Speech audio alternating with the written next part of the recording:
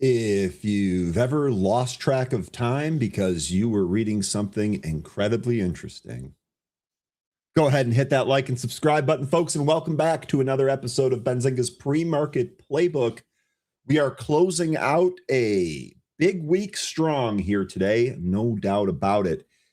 A lot of news flow this week, starting from the very beginning of the week, going through the week. We've had a lot of really good opportunities, and that looks to be the case again here today, sprinkling some new all-time highs in that week as well. Today is going to be Friday, January 9th, 2026, and Benzinga's Pre-Market Playbook starts right now.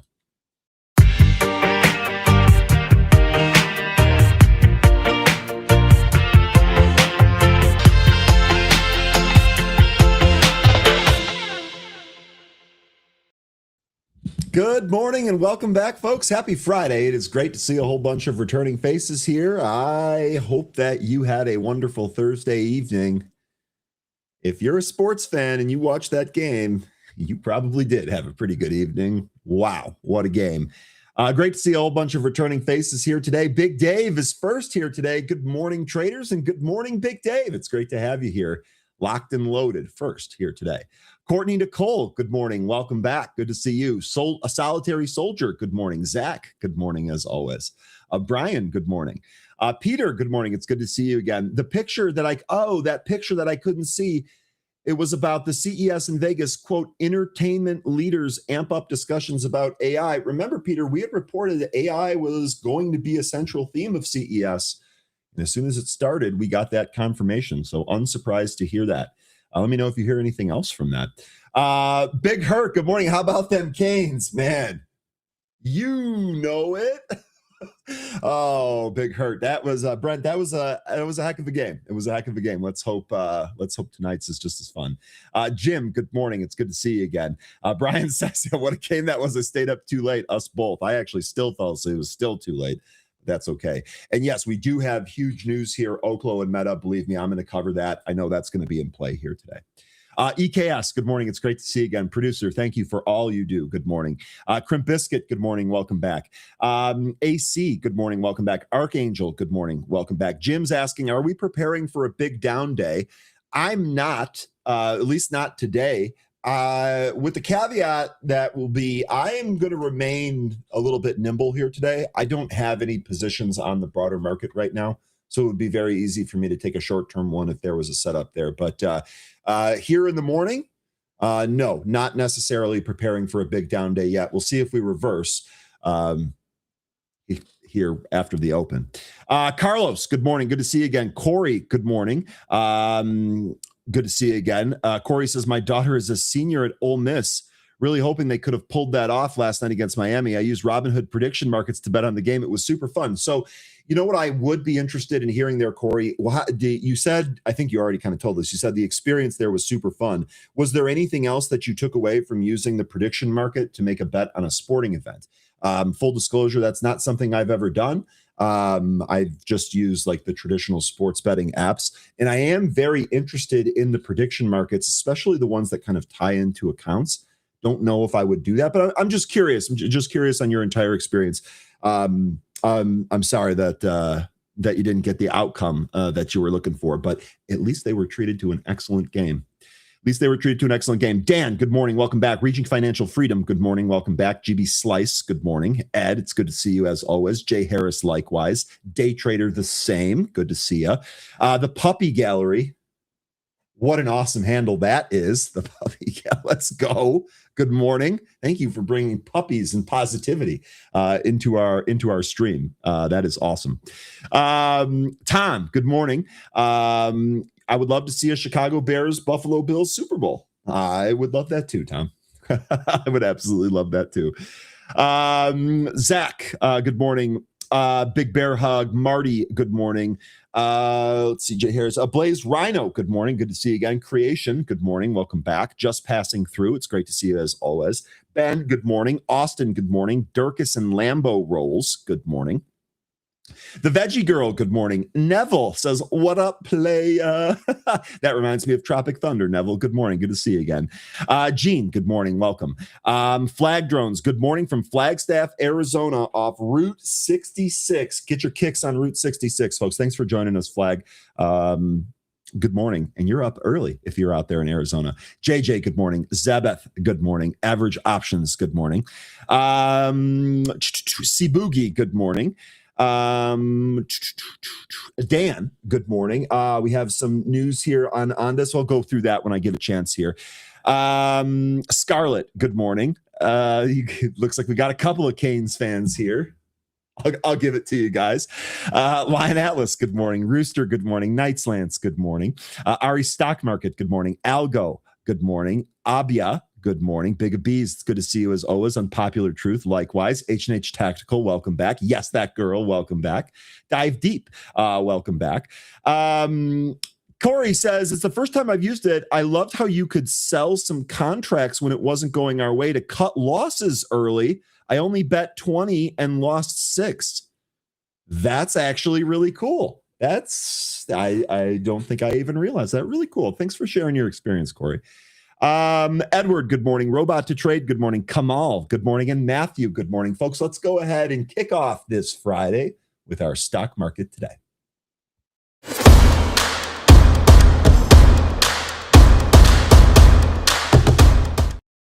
All right, futures are green across the board ahead of Friday's open here today. S&P futures up 0.14%, Dow futures up 0.08%, and the NASDAQ leading the way higher at 0.22%. Let's take a look at some cues from last session. U.S. markets saw broad gains in most industries led by energy, consumer staples, while information technology and healthcare were about the only sectors to post losses. Rising unrest in Iran gripped investor sentiment as WTI crude futures rose. Gold remained largely flat, and the silver spot was inching higher. With the Iranian government initiating a nationwide internet blackout to quell dissent, traders were parsing the risk on global markets and the economy. We actually had a brief discussion about how to trade in markets where there is all this type of uncertainty yesterday. And one of the prevailing things that the group came up with was really kind of watch that VIX. Right now, the VIX is telling you there isn't a whole lot of fear. And of course, that can change quickly. But in terms of how to navigate some of this confusion, the VIX can actually be one of the really helpful tools to inform you of what the market is actually feeling behind the scenes. The U.S. Supreme Court could announce a ruling on tariffs imposed by other countries by President Trump later today. Meanwhile, investors also await the December jobs report slated to be released today. The 10-year Treasury bond yielded 4.18%, and the 2-year bond was at 3.5%. Now, we do have some stocks in focus for you here today. The first one's going to be General Motors, which is ticker GM. That was 0.63% lower in the pre-market on Friday after it faced a $7.1 billion loss from the electric vehicles investment. Remember, I believe Ford's write-off on that was like $19 billion. So these companies kind of reversing course here and maybe going more of the hybrid model, as we've discussed before. The next stock on our list here is Rio Tinto, and the ticker on this is RIO. That dropped 2.46% after it confirmed talks on a possible merger with Glencore, which would make a mining giant. The next stock on our list is Tilray, ticker TLRY. That jumped 8.32% after the company released its second quarter earnings report, which beat expectations on the top and bottom lines. The next stock is OfferPad. This is ticker OPAD or OPAD. That surged 38.82% following a new proposal by President Trump with big implications for the nation's housing market. It's also worth noting other housing stocks like Rocket, ticker RKT, and Open Door, ticker OPEN, also saw some outsized gains. The last stock on our list here is CalVista Pharmaceuticals. Ticker on this one is CALV. Shares were 13.65% higher after the company reported preliminary global net product revenue results for the first quarter. The company said it sees preliminary global net export revenue of hectarely of 35 million to 49 million for the quarter.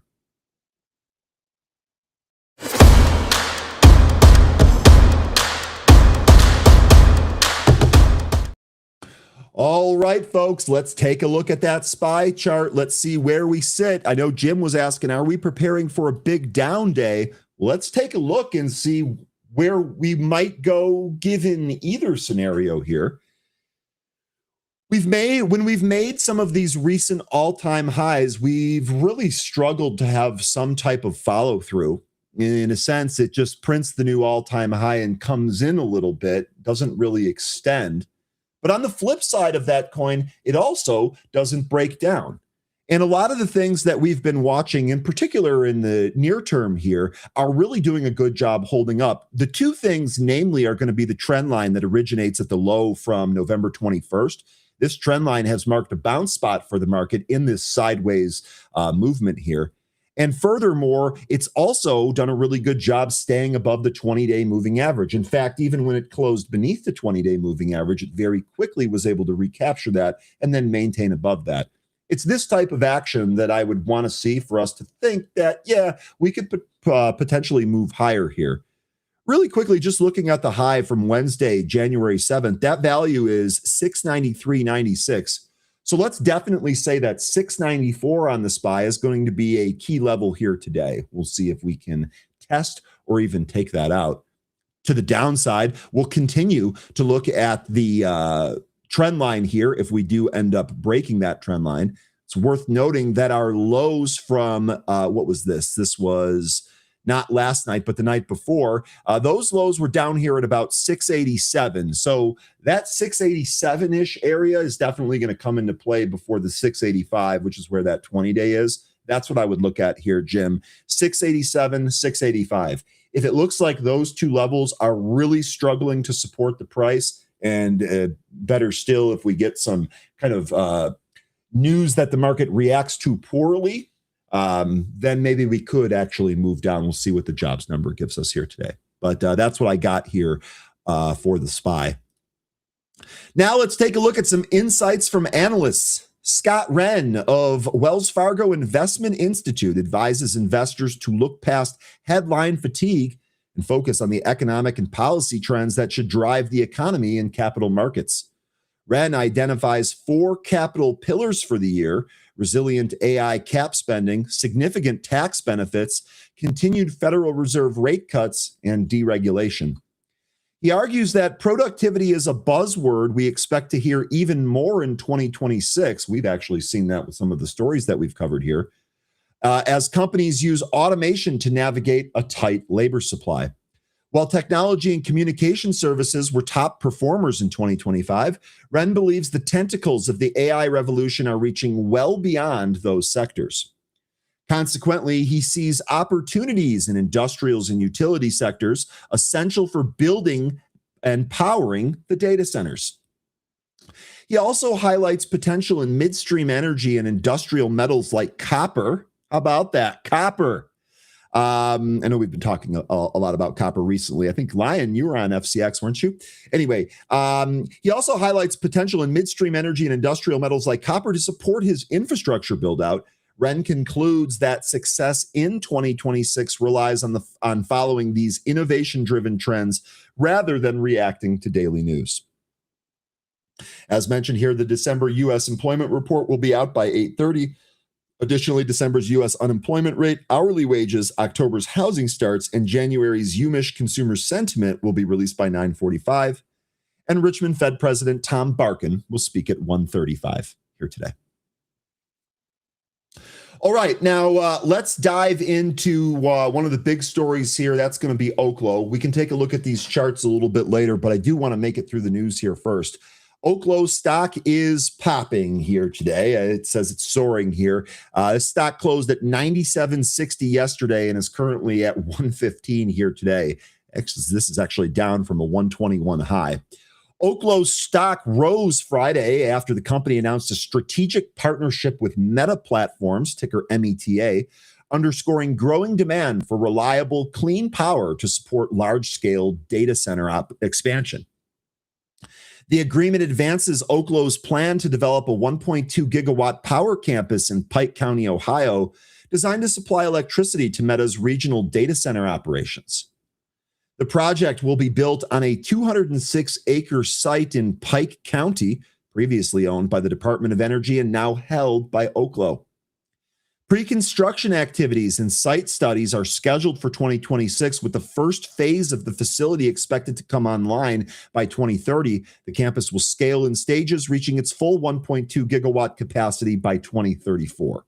It's good that they give you the timeline there. Still a ways away there for that full capacity. Under the agreement, Meta can prepay for electricity and provide funding to help advance Oklo's Aurora Powerhouse project. Oklo said the funding will be used to acquire nuclear fuel and progress phase one of the Pike County development. I think the key takeaway here is they might have all of their funding needs wrapped up. The company's model allows large energy users to fund their own generation capacity while adding clean power to the grid through private investment. Meta's commercial support is designed to help Oklo develop power infrastructure to meet future data center needs, thereby contributing to a more reliable Ohio grid for broader customers. Very interesting to see how this works out here. Yervi Parquet, head of global energy at Meta, said, "Our agreement with Oklo enables the development of 1.2 gigawatts of nuclear energy in southern Ohio, supporting Meta's operation in that region, including our AI supercluster in New Albany. This project will create jobs, spur local innovation, and advance American leadership in energy technology." So as mentioned here, Oklo, obviously, we'll actually go back and take a look at the chart here. I'm curious to see if anyone's opinion has changed here on Oklo. I know that there are some other things that we trade based on what some of these power stocks are doing. But specifically here for Oklo, this is actually, I know we had a head and shoulders here on the daily. This head and shoulder, the right shoulder resolved at the end of October, right around Halloween. And we did move down slowly. The one kind of curl up that we had was very quickly met with lower lows. But it does appear as if we found support at the 200.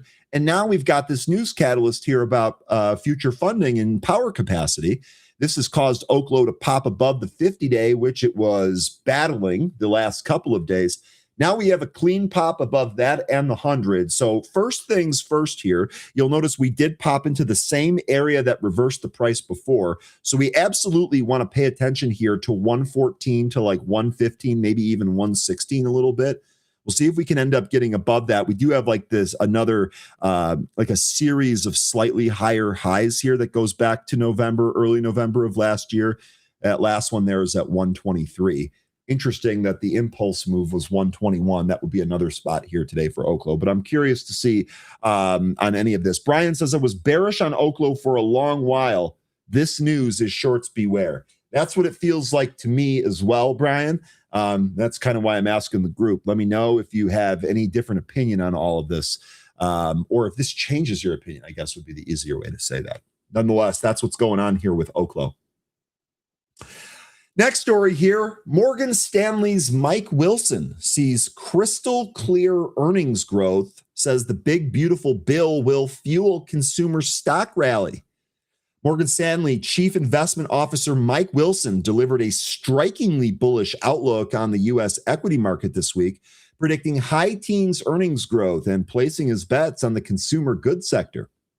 Speaking on CNBC's Squawk Box, Wilson characterized the path forward as crystal clear, driven by a stabilizing financial reserve and legislative tailwinds that are set to reignite the consumer sector. Wilson identified consumer goods as his top conviction pick for the year, arguing the sector is primed for rebounding after a rolling recession. He cited a convergence of favorable factors, specifically falling interest rates and fiscal stimulus, that will unlock pent-up demand. Quote, "That's an area where it's going to get a big boost from the big, beautiful bill from the tax cuts in the first half of this year," end quote. He noted that the combination of these policy measures and the attack on affordability creates a robust environment for consumer stocks, which have yet to fully price in the recovery. Here's how consumer stocks and goods and certain ETF tracking in those sectors have performed. I'm not going to spend time reading you the table here. It's in the article that I just threw in the chat for any of you that want to go over that. Continuing here, contrary to fears of a slowdown, Wilson argues the market's earning picture is strengthening. Quote, the earnings picture is crystal clear to us. End quote, forecasting earnings growth in the high teens as the rally broadens beyond the tech sector. Now, this is something that we have been on specifically since way before the turn of the year.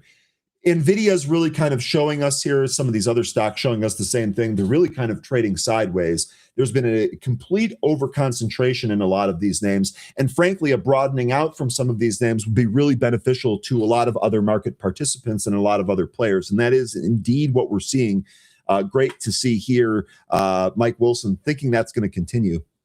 A key pillar of the optimism is a shift in Federal Reserve policy. Wilson highlighted that the Fed has begun purchasing assets again to stabilize funding markets, a move he described as a wild card that has now been resolved in favor of the bulls.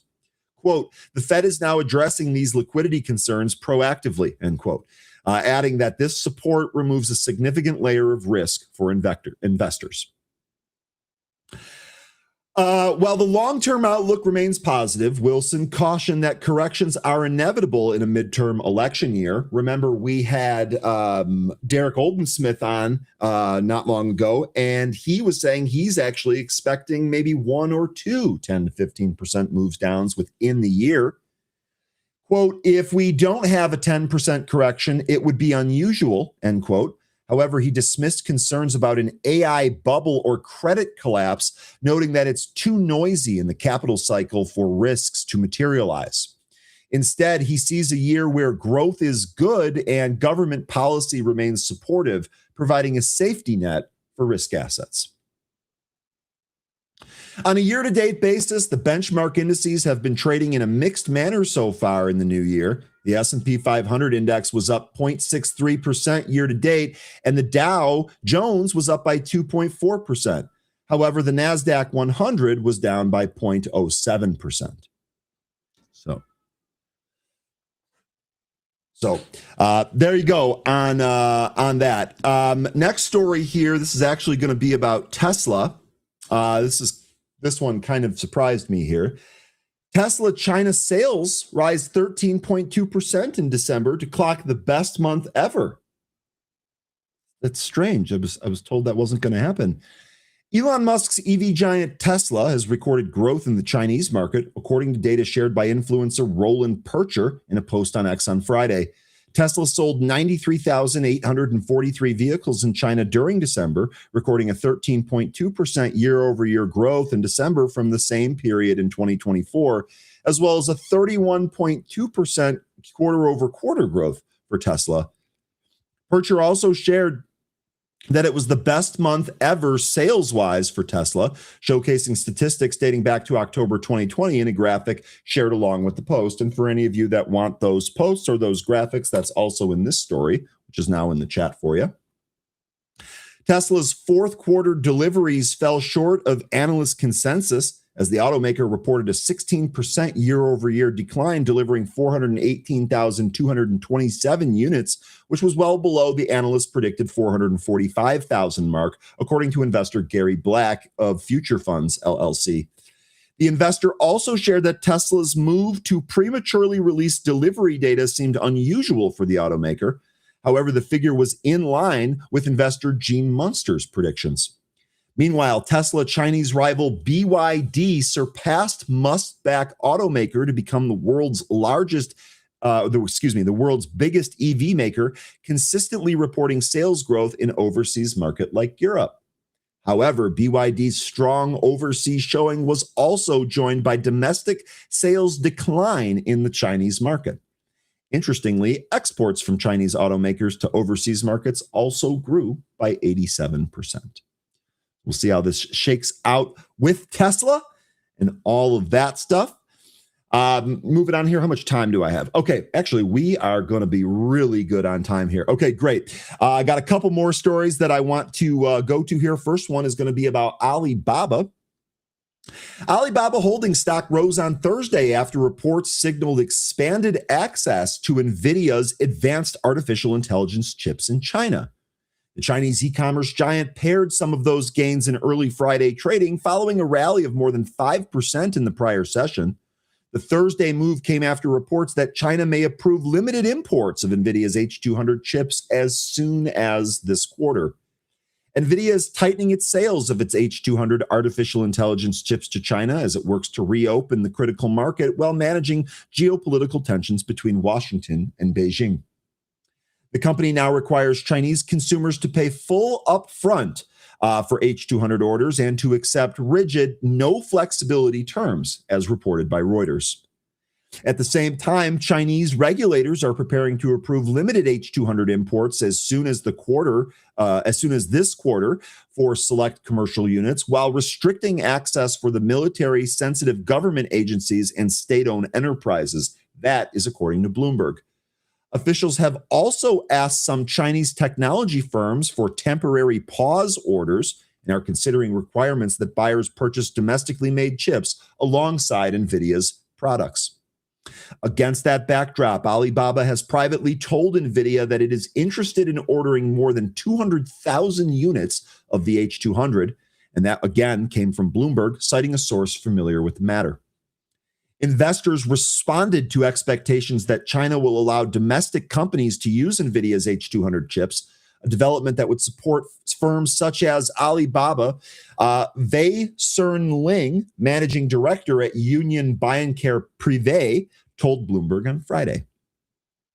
The H200 is an older generation chip that the Trump administration has said can be exported to China amid escalating geopolitical tensions between the two countries. Alibaba has emerged as the largest AI spender among Chinese technology companies, and a more reliable chip supply would strengthen its cloud business. The stock gained 92% over the last 12 months, driven by strong investor confidence in its substantial investments in growth in AI, particularly in the cloud computing division.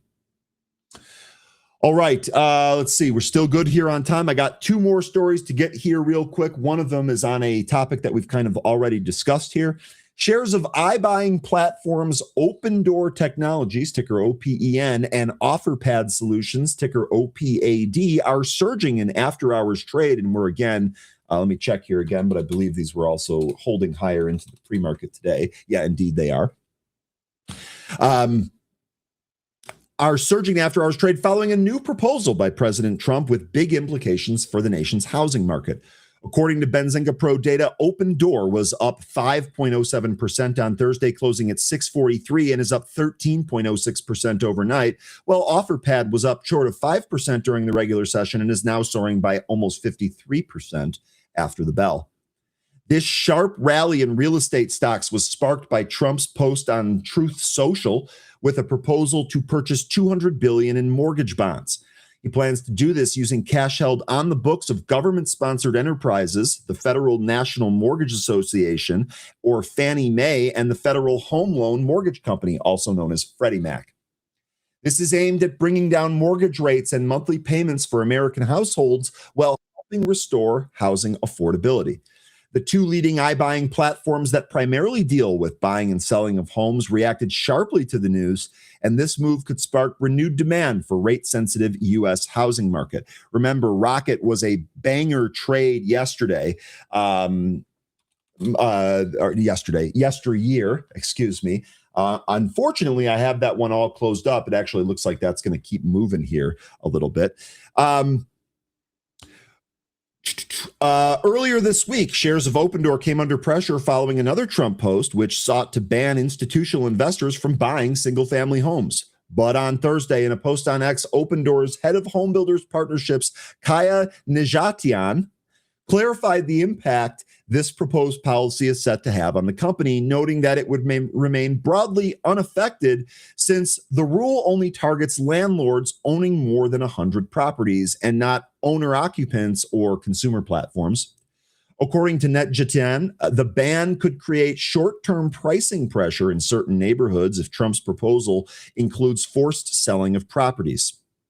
He concluded by saying Opendoor was not an institutional landlord, while adding that the proposed ban targets long-term ownership concentration and not market making or resale platforms that reduce friction for consumers. Okay, now right before we get to Mark, I got one more story that I want to get to, and it's more just for the lulz here because we've been talking about some of these delivery services. I had no idea this was going on, and you know what? I beg your pardon. EKS, thank you for keeping me honest here. Let's go ahead and really quickly take a look at some of those numbers. Looks like non-farm payrolls for December were 50,000 versus the 66,000 estimate. The U.S. unemployment rate for December was 4.4 versus the 4.5 estimate there. EKS, you had non-farm payrolls actual 50. The forecast was 70, and the previous was 64. So I actually have the forecast there at 66. But there you go. There's the data. S&P futures initially reacted positively to that, trading higher, but are holding here higher by about 0.2%. All right, let me finish off this news story and we'll get to Mark. DoorDash CEO denies a viral Reddit allegation. Uber Eats leader calls the AI-generated hoax completely made up as many fall for a fake post. What's going on here? First of all, the post is long and I'm not going to read it to you. And there's profane language, if that bothers you, in there. So I'm not going to read it for you, but it's in the article here. If you use DoorDash or any of these food delivery services, might be worth your read. Executives from DoorDash and Uber Eats have rushed to address a viral Reddit post spreading false claims about internal misconduct. Last week, a Reddit user posted as a food delivery app employee posting allegations of fraudulent practices at a major company, drawing more than 37 million views on X. The claim prompted executives to go on record to deny the accusations and clarify their company's reputations. The post that was on Reddit has now been deleted. It's screenshotted in the article for you there, though. DoorDash CEO Tony Zhu said on X, "This is not DoorDash, and I would fire anyone who promoted or tolerated this kind of culture based on this Reddit post. There's so much wrong with the post." So the TLDR here, for those that haven't read this or aren't up on this, the person that made this post claims to be a previous employee that is disgruntled, and he tries to pull the curtain back on some of the fees and algorithms that drive some of these sales. The big one is that if they have a desperation meter, and if the delivery driver is desperate for money, they're likely to take even some of these smaller orders. And if they do that, then they are not shown more expensive orders. So not good, but universally, all of these people in a position of power are denying that this happened, calling it a hoax here. DoorDash, the company's official account, also shared the blog post explaining how this is different. The awful claims in this post clearly hit a nerve. To be clear, this Reddit post isn't about DoorDash. Andrew McDonald, president and chief operating officer of Uber, weighed in, stating, "I'm responsible for Uber Eats, and this post is definitely not about us. I suspect it's completely made up, perhaps AI." So I don't know what the real answer is here, but man, oh man, no bueno. The Reddit thread caught the attention of journalist Casey Newton, founder of Platformer, who contacted the supposed whistleblower to verify the claims. The individual provided fake internal documents and an AI-generated Uber Eats employee badge. Newton confirmed the materials were fabricated, but highlighted the speed and realism at which AI now produces convincing false evidence. Frozen King, here we go. Reddit as a source isn't very respectable. And I think we will probably just leave it at that. All right, folks. It's Friday. It's been a little bit, but we have one of our favorite guests back here today. Let me find, do we have yeah, yes, we do. Yes, we do. Let's bring on Mark Putrino and wish him a happy new year.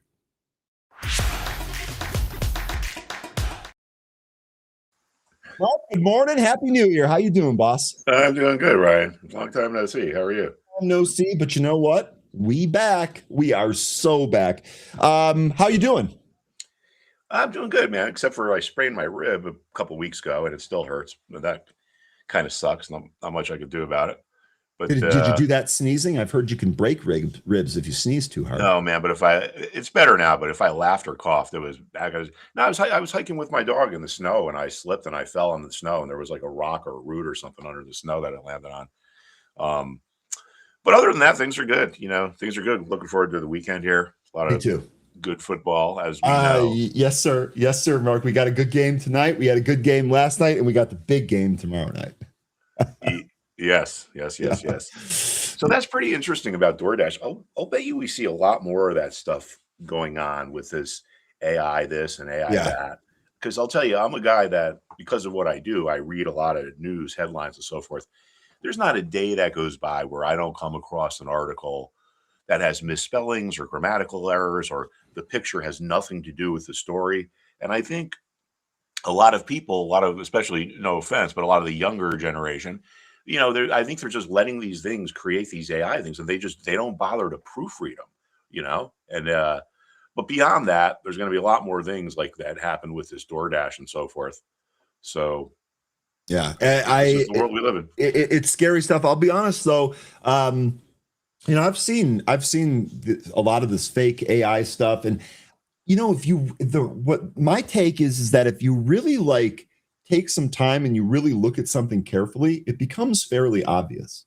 Like, I see pictures and the people have 6 fingers and it's very clearly an AI hallucination. I saw a video the other day of a guy that had a whole bunch of tree rounds where it looks like he cut a tree into slices and then put that on his floor, used a blowtorch to make it look like burnt and give it some character, and then pour epoxy over it and then bring his furniture in there. And the end result looked awesome. But if you watch the video really quickly, you realize that he used this open flame blowtorch again across the entire floor with the drapes still hanging down. That would have set the house on fire.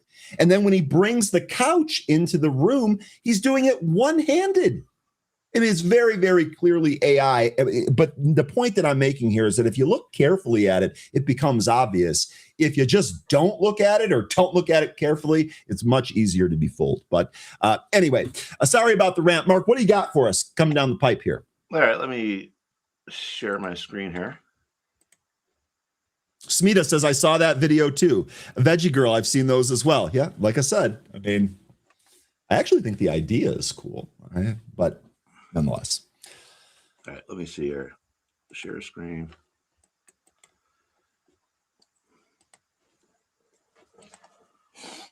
Boom. All right. See DoorDash? Yes, sir. Okay. All right. Before I go here, let me give you my little scary story of the holidays. So I have Roku TV, and I don't know how it came up, but one night me and my wife were talking about this show, Sha Na Na, that used to go on back in like the 70s, right? It was a show, this like singing variety show or whatever. I don't even know how it came up. The next morning, I put on my TV and I go to what to watch, and right there at the very top, Sha Na Na. So it's like my remote control was listening to us when the TV wasn't even on the night before, right? Isn't that kind of scary? It is scary. And that, what's perhaps more scary about that, that's a feature, not a bug. When they say, oh, for your convenience, you can just talk to your remote and it will find a program or change the channel. What they leave out there is that in order for it to do that, and it does do that, but in order for it to do that, it's got to have a constantly running microphone. Yeah. And it's going to be listening to what it is that you're saying. Who knows what happens with that data? Yeah, it's crazy stuff. Anyway, check out this. There's just couple lessons here on this DoorDash chart, right? And these are very common things that you see in the market. One is you get resistance at prices that were resistance before. So let's think about that. Is that just a coincidence? There's actually an old saying, sell at former tops. And this is what it ties into. People buy up here. And as soon as they're done buying, the thing collapses and they experience buyer's remorse. And they say to themselves, all right, I'll hold on to this losing position. But if I can ever get out of it at break even, I will.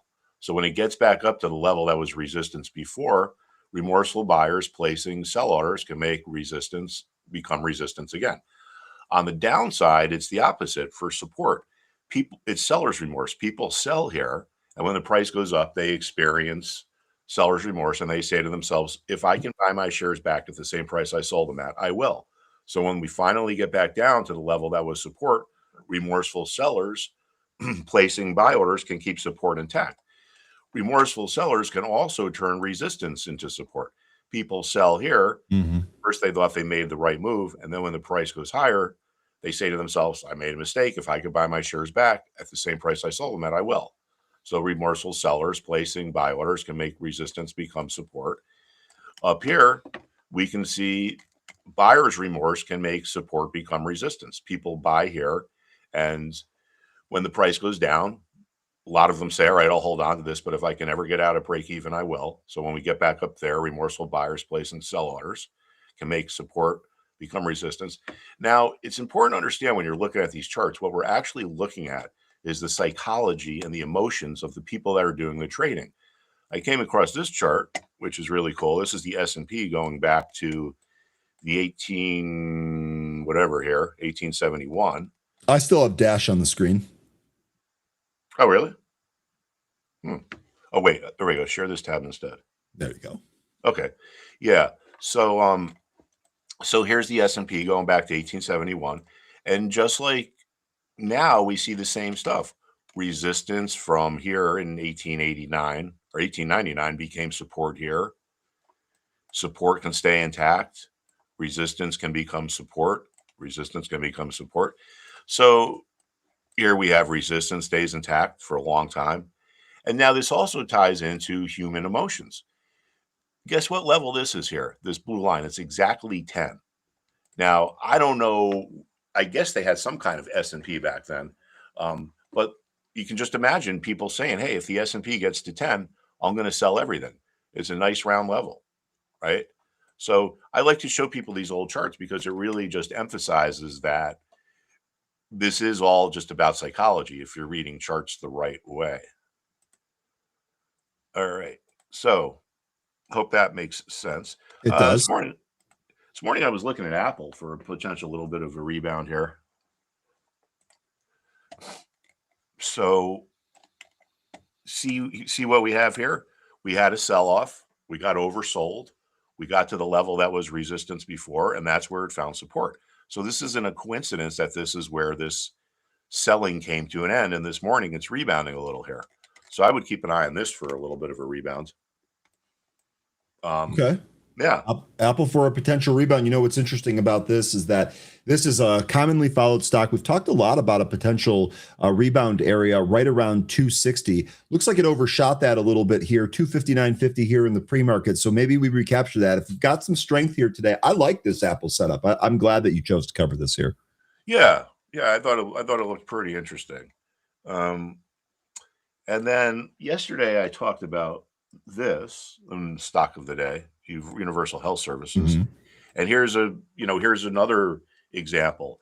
So we sell off, and where did we find support? The level that was resistance. This isn't a coincidence, right? Now it was also oversold. This indicator here is called Bollinger Bands, and it's a statistical concept. The red line up here is 2 standard deviations above the 20-day moving average, and this one is below. So according to statistics, at least that's what they tell me, 95% of trading or data should be within 2 standard deviations of the mean. It's like the bell curve. Mhm. Now, a lot of program trading and algorithmic trading and so forth is driven by statistics these days. So if you exceed this threshold, like we just did here with UHS, it's considered to be oversold, and that draws buyers into the market. A lot of trading is based on the concept of reversion to the mean. So if something goes too far one way, there's a good chance it's going to reverse and go back the other way.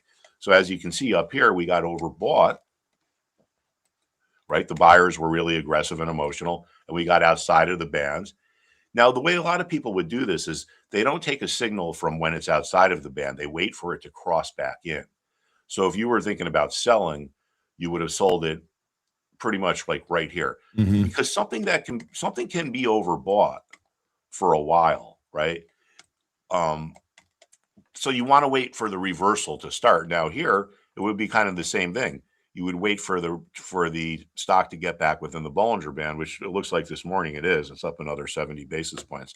But this is something else that that I looked at. Chevron too was a stock of the day after the whole stuff with Venezuela, which is actually pretty amazing. One of my students that I talked to, he's a former Army helicopter pilot, and he was telling me like what some of the stuff that he thought must have went on. And I was like, so what makes these helicopter pilots like the best pilots that there are? And he basically said, they go in there and they have all these points. And so it's like, you need to be at this point specifically at this, not minute, but at this second. And then you need to get to the next point and say like 36 seconds later. So these guys can control the speed and time it really well. Meanwhile, they're wearing the goggles, night vision goggles. Yeah. So he said they have 40 degree field of vision. So it's pretty cool. He also told me too, something which I never knew. If a helicopter is flying really low and it's flying over trees, right, it has like a sound cone of like 45 degrees where people can hear it. So even though they're so loud, the thing could be a mile away from you and you wouldn't hear it until it gets like right on top of you. And so some of the choppers that the Night Stalkers, which was the chopper team that delivered Delta to the site, those choppers have been modified to further reduce that sound signature. It's actually really incredible, the technology that they use. Those guys are the best of the best. I'm glad they're on our team. Yeah, it's pretty crazy. And I've been reading a lot about the ghost fleets and all the oil. And basically they say like 20% of the tankers that are out there in the world right now are illegal ghost ships. But anyway, this is an interesting thing going back to the whole oil play here with Venezuela. A lot of people obviously thought that this was going to be disruptive for the oil markets or make the oil markets move up. And it ended up being a huge head fake. And despite all the potential or whatever, I think now maybe people are thinking that there's going to be all this new oil coming on the market. So it's actually going to push oil prices down. But still, even with all the news, one of the things I keyed on here was like, all right, well, there's this resistance level here.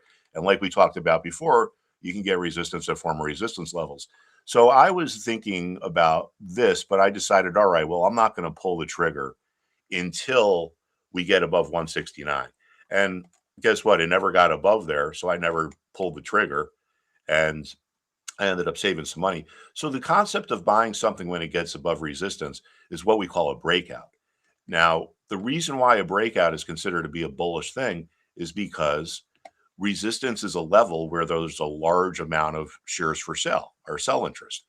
If you can get above that and you can hold above that, you can infer that those sellers are gone. They've either finished or canceled their orders. So when you have a breakout, what it shows you is that supply is being taken off the market. And let's not forget, markets are all about supply and demand. You can actually see an example of that down here. So you get above the resistance. And now remember, this shows that sellers are taken off of the market. So when buyers come in here, it's like, hey, where the heck are all the sellers? They have to push the price higher. Finally, whatever, the sellers overpower the buyers and we come back down. And again, where did we find support? The level that was resistance, right? Pretty amazing. So, you got anything specifically we should look at, or anyone have any questions out there? Yeah, I'm sure that folks do. We'll start with one question here. The Veggie Girl saying, "How do you?" And I have no idea. I don't know the answer to this. So I hopefully you've got something for us. How are the ghost ships going to affect the shipping stocks? Well, I don't know. Actually, that's a really good question. How are the ghost ships going to affect the shipping stocks? Well, what's a shipping stock we could look at? Let's see if. Well, I mean, yeah, I don't know if this is going to necessarily pertain. Our favorite shipping stock here is something like Zim, but that's not necessarily involved here. I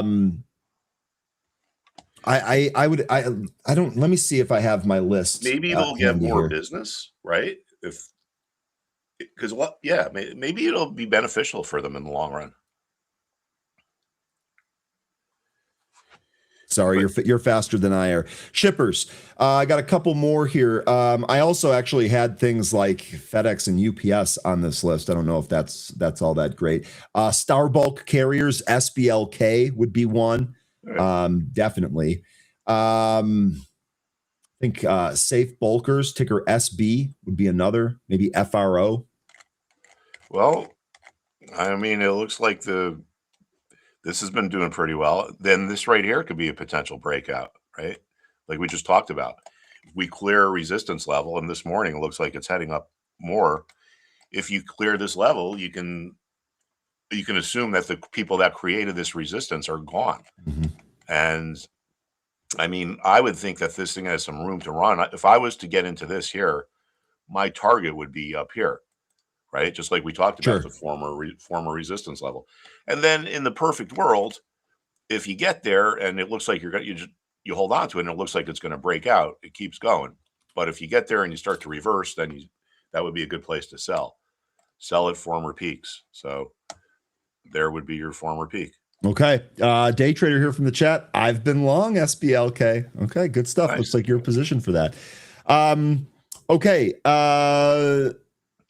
And then here, 13, it's tankers that mostly pertain to the shadow fleet. Container ships aren't going to be affected. Maybe companies that operate ULCC and VLCC tankers. This whole tanker and refining thing is something 13 has been on, so I definitely wanted to shout that out there. Yeah, Nice. and then day trader, by the way, so you're the level that you just added there. Day trader here says, yeah, 2411 is what I have for SBLK. I'm pretty sure that's almost identical to what you just plotted on that graph. Pretty good. Yeah. I think you had 24 there. Yeah. Okay. I see what he means. Let's see if is there any other stocks that you folks want to take a look at? Mark, one of the stocks that I looked at on this very same theme was ConocoPhillips, and I know Chevron has actual operations via a special treasury permission to operate in Venezuela, but ConocoPhillips had like 10 billion worth of assets seized in the last decade, and to me that represented a possible short-term beneficiary of some of the change that's going on down there. What do you see here in the chart? Looks like you've got several levels here. I was looking for hopefully 105. Well, yeah, and we had some initial choppiness here. I'd probably key in on, I mean, the obviously $100. People like the nice round levels, but you know, we're pretty much testing. I think right around 99 is.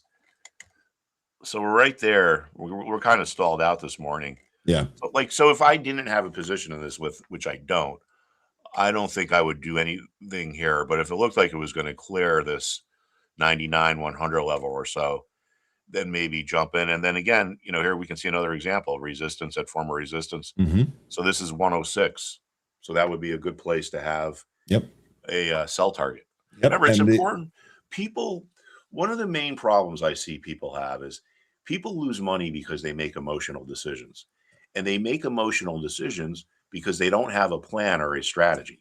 Now, it's easy to buy something because buying something is exciting. It's like you have a new friend to watch, but selling is hard because you're going to either be taking a loss or a profit. And either way, it's going to mess with your head. So or the stock keeps going up and you're like, I don't want to take all of the profit because it might keep going up. That's what it's all about, is emotions. Right. So if you have a set of rules, like, okay, these three things need to happen for me to get in.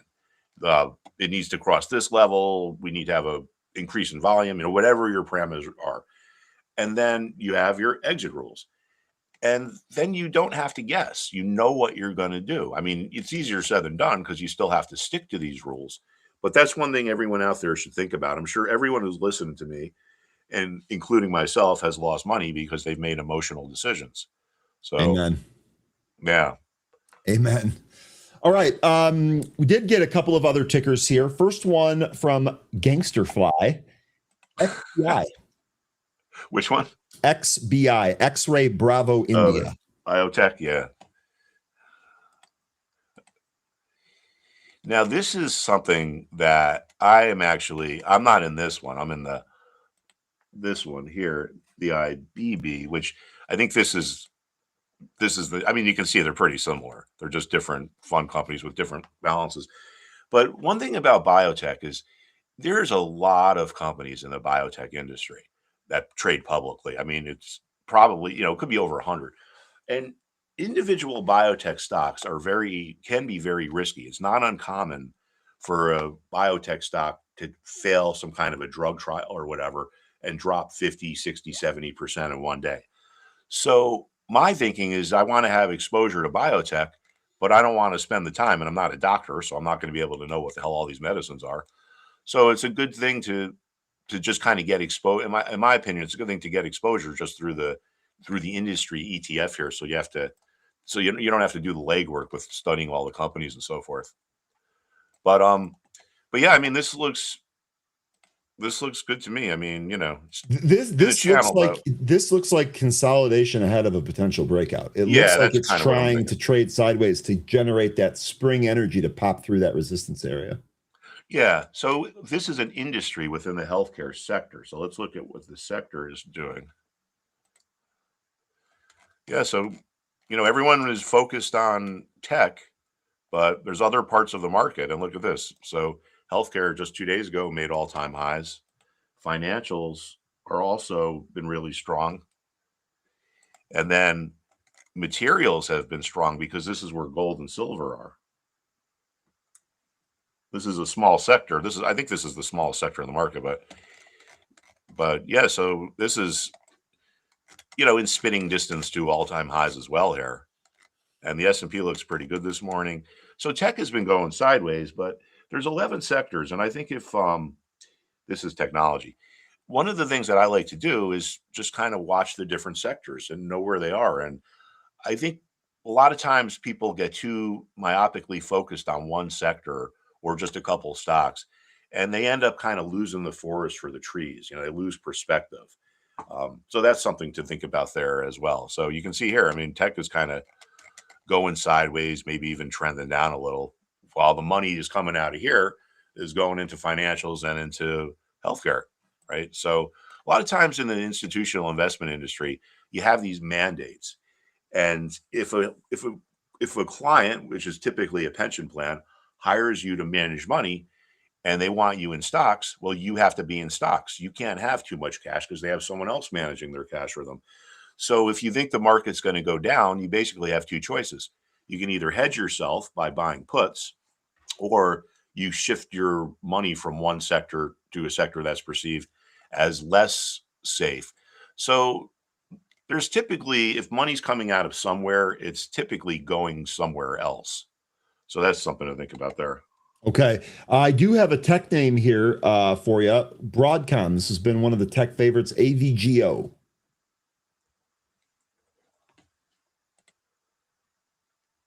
Oops, that doesn't look right. Yeah, now this is yeah, it looks like we're bouncing a little bit this morning. But again, we can focus here on this 330 level, right? I mean, you don't need to be a former hedge fund trader or a market guru to see this. Pretty clear, well-defined support. Oh, yeah. Now, a lot of times when you get to a support level, what happens is some of the buyers start to get impatient.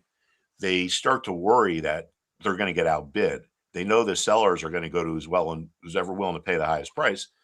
So someone might have been bidding 330 and they say, I'm not going to miss this. I'm going to go to 331.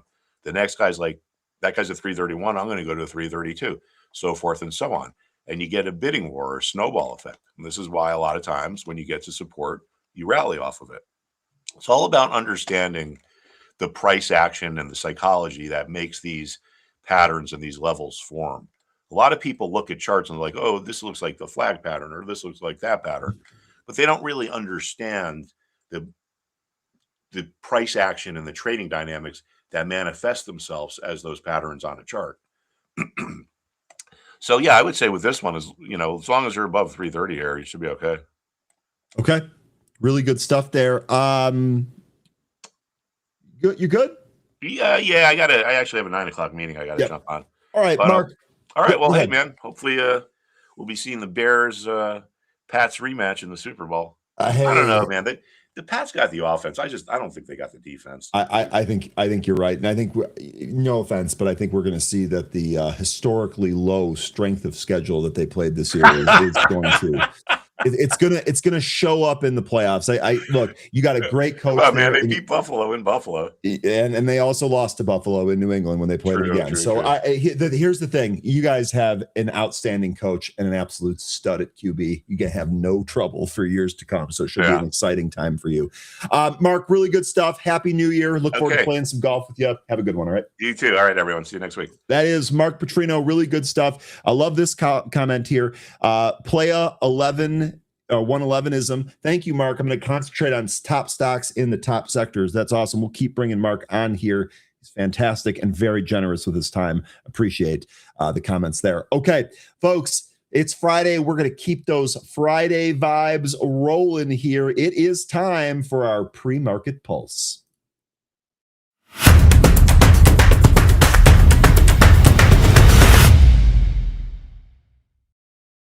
Movers, the catalyst trade setup brought to you by Benzinga and blessed by 13. Sorry, I'm just going off here. This Friday, 13. First of all, thanks for joining us. Oh yeah. Good morning, everybody. Do you want to also, not to put you on the spot, but I'm going to go ahead and put you on the spot. Do you want to explain the beard situation to the morning crew? Oh, I think I mentioned it last week that this is the Packers playoff beard. So if they lose the playoffs tomorrow, it's coming off. All right. But if not, then it endures. Then it endures, and Ryan has frowny face. So that's what's on the line here coming up on Saturday 13. It's good to see you this morning. You ready to dive into some of the movers? Did you have anything that you wanted to talk about first before we do that? How did you want to break this down today? Let's get into the movers. Okay. First one that we're going to start with here is going to be the one at the top of the list. I've got this at ANPA. This is Rich Sparkle Holdings. This stock closed yesterday at $24 and is up $27.50 here today. It's up 114%. I have never seen this company before. I've never pulled up this ticker before, so I apologize for being ignorant about it. I flip over to the news tab. I don't have anything here. I'll go check the Twitter streets and see if there's anything I can find. But I have. Don't bother. Don't bother. I don't think there's anything here. Look at the session volume. We haven't even traded 1 million shares. Okay, 658,000 shares on average. The stock trades 10,000 shares, float of 1.79 million. What does this company do? Financial printing and corporate services provider, which engaged in designing and printing financial print materials in Hong Kong. Okay, that's all we needed to know right there. Quick peek at the short interest on this name, 0.41% of the float shorted with 1 day to cover. That is negligible. But as mentioned, the float's really low here at 1.8 million or just shy of that. And this is a ghost town, so be careful with this one. 13. You got anything for this? Or as soon as I saw the session volume, I was like, okay, this is not moving on a whole lot, and there's no news to tack this on to. I think I'd be very careful, maybe even just avoid this. I don't know what it's going to do. It may even open and just absolutely blast off on 1,000 shares of volume. And then come right back in. But the low volume for the session is very concerning to me. I think there's better things we could be trading. Okay, really good stuff. And I would echo what Day Trader said here as well. Wow, that daily for ANPA looks wild, but tiny volume. So that's pretty much consensus across the board on ANPA. Be careful with that one. The next one here is OPAD 13. And I won't bother going through this because I've actually talked about OPAD several times, as well as the catalyst here. It's on the Trump administration buying bonds.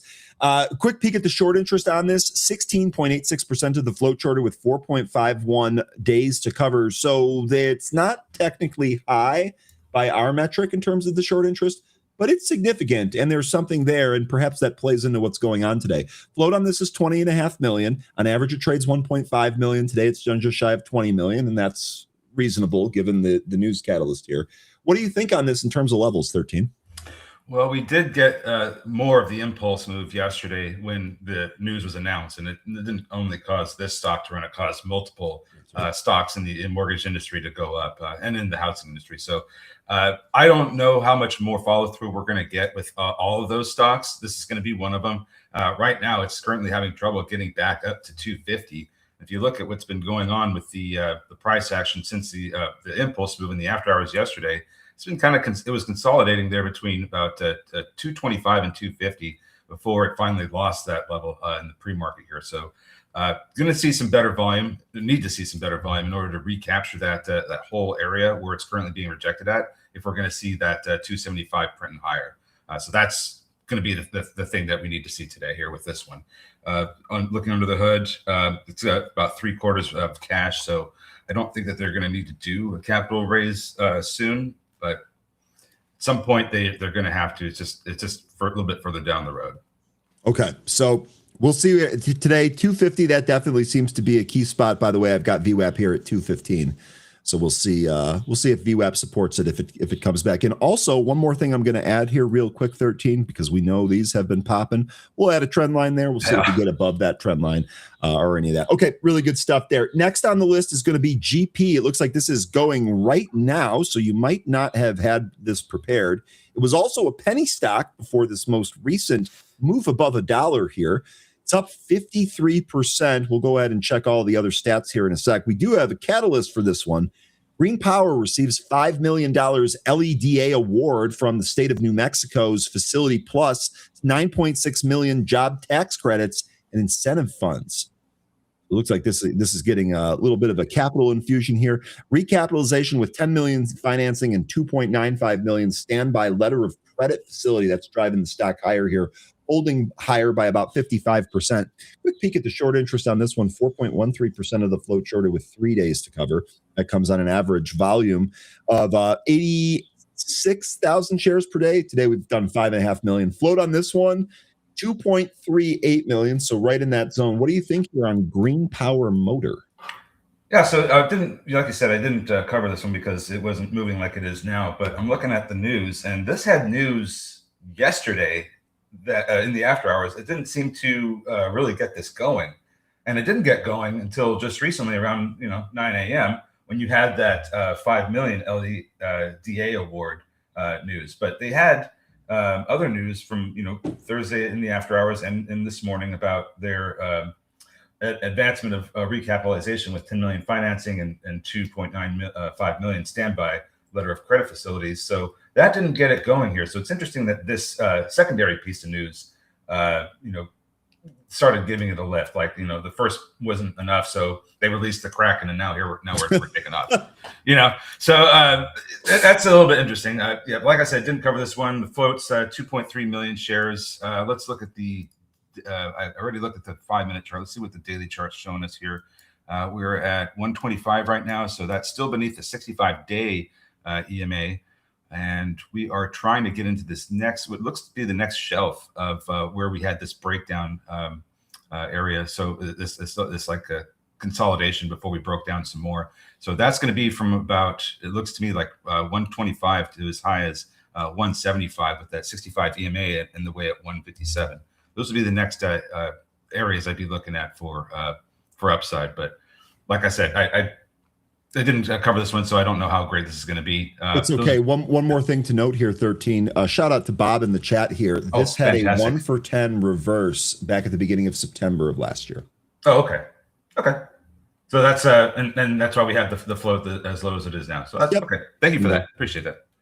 Bob's always looking out. Love it. All right. Moving on here. We already did OPAD. Here's La Rosa Holdings. This is actually one that we traded recently. Yeah. I can't remember exactly when it was. I'm sure if I looked at the chart, we could figure it out. Oh, yeah, it was right in here. Okay, cool. LRHC, La Rosa Holdings. I actually forgot what this thing did because it's kind of one of those pieces of junk.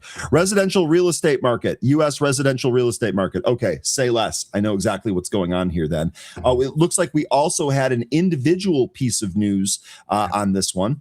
La Rosa Holdings announces the closing of initial funding under $250 million note facility as part of a $1.25 billion AI infrastructure program. So they had a convertible note facility. Yeah. So, okay. So this closing that, it's up by 50% here. We take a look at the short interest on this, 8.61% of the float shorted with 1 day to cover. That's nothing. On average, stock trades 262,000 shares, done 40 million here today. This float sub 1 million shares. So likely why this is going to be on deck here today. What do you got on this LRHC? Yeah, I was looking at the market cap of this thing, and I was like, okay, well, this says 1.26 million, and now they've got 11 million from the convertible notes. For now, they're going to be getting 250, and then they also have another $1 billion that they're getting as part of an equity purchase facility. So that's basically where they can just go to the company they've got the agreement with and be like, hey, buy more of our shares. So they've got this constant stream of financing going into their bank account. So great news for them. This probably will end up going a lot higher just based on that news alone, because you're increasing its cash position substantially, well over its market cap. So I think that's going to likely give it a pretty good lift here. Then you also have a very low float of 860,000 shares. So it wouldn't surprise me at all if this went up to, started going really, really gangbusters, at some point today. Don't know if we'll end up seeing that, but I think this is some great news for the company, and don't know anything beyond that relative to their cash. I don't know what this real estate management and development company is doing with AI. So I didn't read into that much, but as far as the levels go, we're trying to get back into this area where we broke down around 115, and between there and about 215 is the big question mark for me. There's just a lot of resistance on the way back up. So we need to see the volume increase if we're going to, out the gate, if we're going to see any of these levels that we were printing at this morning. 135 was the high. Need to see if that 65 EMA is going to hold up like it did earlier this morning. Yeah, at 65 EMA, that's down there at 82 cents. I actually kind of want to see if that $1 area holds again. It's already done that once. We'll see if it does it again. All right, good stuff there. Next one on the list is OKLL, but this is the levered ETF on Oklo. We already covered the Oklo story here. Just kind of looking at the chart, it is basically in the exact same spot it was when we reported the news earlier, so I don't want to necessarily rehash this. 13, if you have anything in terms of levels for either OKLO or any of these ETFs, I'd love to hear them. But this news I had actually already covered earlier today. TLDR, really quick, shares are trading higher after the company announced an agreement with Meta to advance plans for a 1.2 gigawatt power campus to support Meta's data centers. Yeah, so on the daily chart, we're coming up to a resistance area. This was, if you look at the candle from December 4th last year, this is about the price it went up to before it got rejected. This is also the neckline of the head and shoulders pattern that we were getting from September to pretty much the beginning of November. That took us lower down to about 78. So this particular area right here that we're at is I think especially important. But I do like the news. I do like the smaller time frame, like the 5-minute chart, the setup that it has going there. It looks to me like it wants to push higher, back up over 120. So it's just got a pretty good looking formation. But we're going sideways right now. So let's just see what we end up getting here out of the open.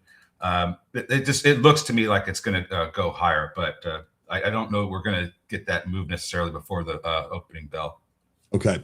Next here is going to be CETX. This is Semtrex. This popped in the after hours yesterday. It looks like this 415-ish area kind of stopped it.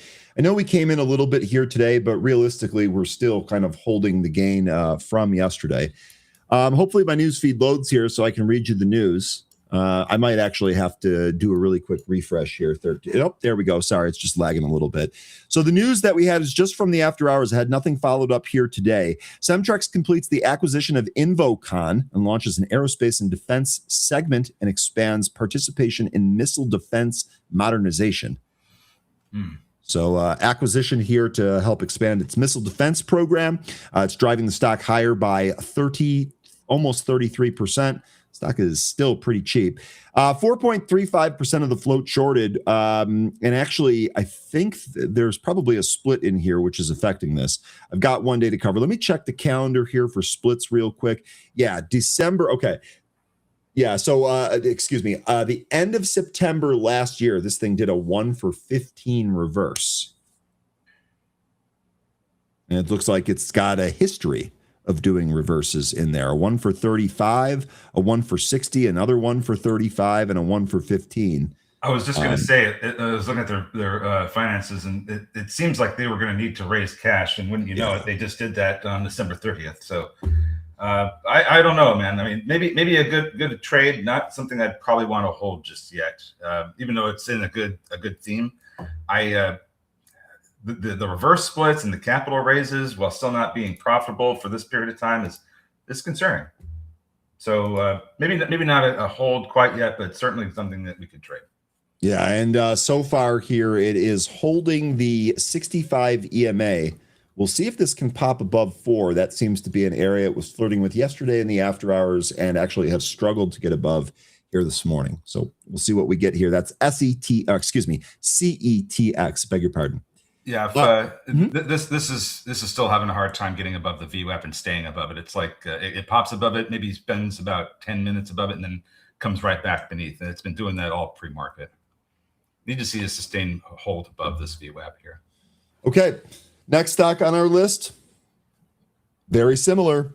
Vistra, VST. Vistra shares are trading higher after the company entered into a 20-year power purchase agreements to supply more than 2,600 megawatts of zero carbon nuclear energy to support Meta operations. So we have Oklo and Vistra here, PRing with Meta. Both of these stocks are ripping higher. This is higher by 17.3%. Quick peek at the short interest on this name, 2.42% with 1.66 days to cover. I think that's nothing. Float on this one's really thick, obviously. 13, what do you think here on this news? Maybe the chart. What do you got on Vistra? I mean, it's fantastic news. 20 years supply agreement. I mean, that's something you can basically fall back on for a very long period of time. Let me look at the chart here, because I don't think I really need to look at the fundamentals. It sounds like they're doing pretty good. Chart looking a little tired here, because the news came earlier this morning, and we did have some nice moves up initially, but we've since kind of gone a little bit sideways, and that's not necessarily bad. But if we don't start climbing higher or choosing a direction soon, I feel like this is just going to get exhausted and come back down through the VWAP. We haven't gone through the VWAP yet at all this morning since we had this news. So that's certainly one level I'd be keeping an eye on. But if we do lose that, then I would say 170 is going to be a spot to keep an eye on for support. And if not there, then the 65 EMA. Okay. Really good stuff there. VST, Vistra. All right. Did you have anything else on this list that you wanted to cover? Or did the group? Well, we talked about a lot of these. I want to. I don't know if he's around yet, but I want to at least shout out Jay for mentioning Roblox yesterday, because I had been not paying attention to that one since we talked about the downside it was facing with the lawsuits, and man, this thing got absolutely hammered. So I hadn't looked at it in a little while, and that was like really pleased to see this thing get hammered like it did. So when I was looking at it, I thought, well, this looks like this is getting really close to a reversal or a bounce spot here. So I'm thinking that Roblox might be, and I still don't like this company. I absolutely hate it, to be honest with you. But from a, if we're going to make some money here, we kind of have to just bite our tongue and just deal with it. This particular stock looks like it's going to try to attempt to turn around here. I don't think it's going to be a sustained reversal that's going to take it back up to new heights. We just had a death cross on December 30th. So I think that there's still some more downside ahead, but it looks like it's just seriously oversold, and we should see some kind of short-term bounce or reversal that you could make some money off of with a trade. Okay. Okay. Anything else that you want to cover? DVLT, Market Sniper was mentioning DVLT in the chat. That was on the list here. We've talked about that before, so maybe we'll take a look at this. Here's Data Vault. Indeed, this did hold $1 here, popped 15 cents off the bottom. Was there news on this? News was yesterday after hours. We had Data Vault. We had a director selling 10+%. 14 million shares. 13D. We also had Data Vault's New York and Philadelphia Edge network will be completed in the second quarter and unlock a multi-billion-dollar markets through AI-driven data monetization. This might be easy. I like the setup here since the end of the year. It's kind of formed a bit of a bull flag. So for me, the support's going to be down at the 20 and 200-day SMAs, and the resistance is going to be at 150, just shy of the 50-day SMA. I mean, that's pretty clear to me where the two support and resistance areas are. Now, what bulls are going to want to see, if this pattern is going to resolve like it should, is a breakout over 150 and through that 50-day SMA.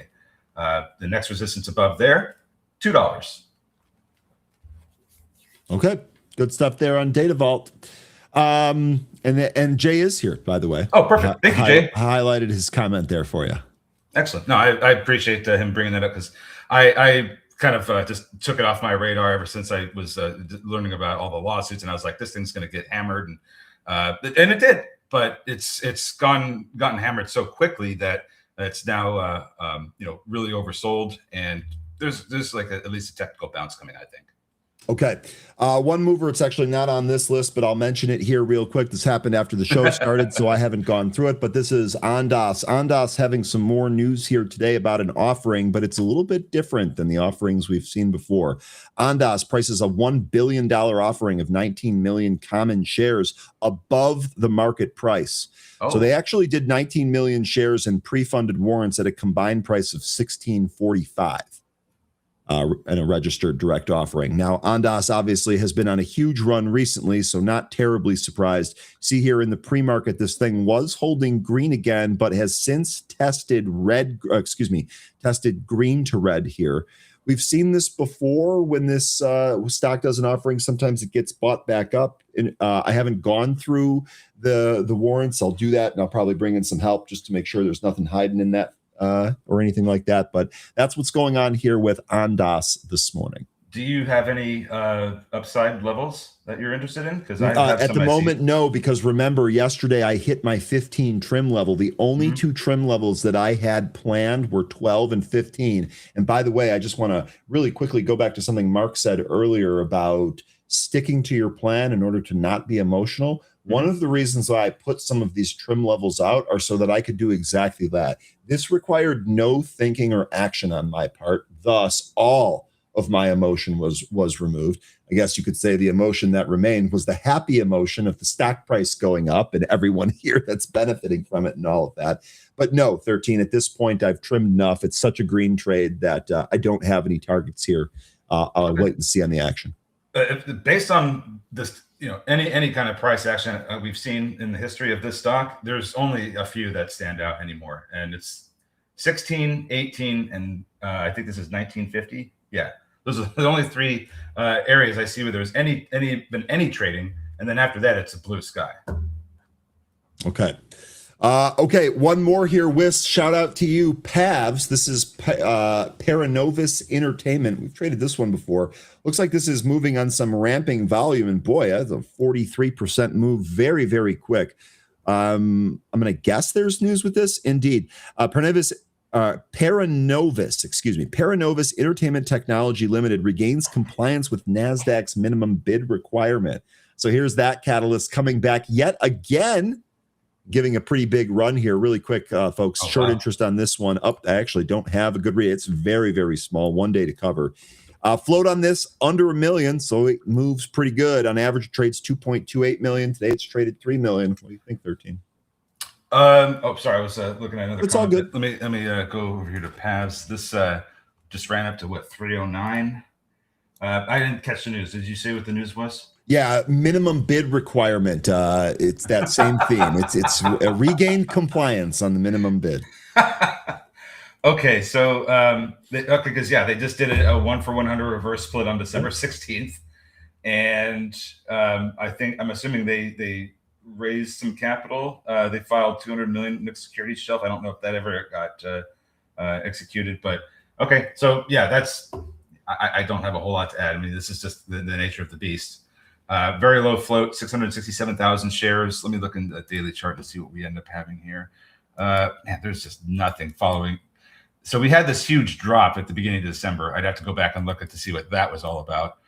But it looks to me like 325 is the next big resistance area from right where we are, and we're still climbing. So 325, if not there, maybe 410. Those are the next two upside resistance areas I see. Okay. All right. All right, and then real quick, Jay. Not only do I keep an eye on Velo, but I am trading it. I have a little piece right now. I do like it. I think it's going to be fantastic. I've joined the Taliban. What are you talking about? I don't know, but yeah. Nathan's chippy today because he told me that he hopes that the Bears become the Gary Bears because he thinks they're moving to Northwest Indiana. So I don't think this is specific to you. It might just be a little chippiness on a Friday morning. Okay, that's fine. You have a fun Friday then. But yeah, so anyway, VEL though makes components for SpaceX, probably one of the better 3D printing companies right now, and they're also being tapped to fill in supply chain gaps. So there could be a lot of upside here still for VEL. I think. I don't know. What do you?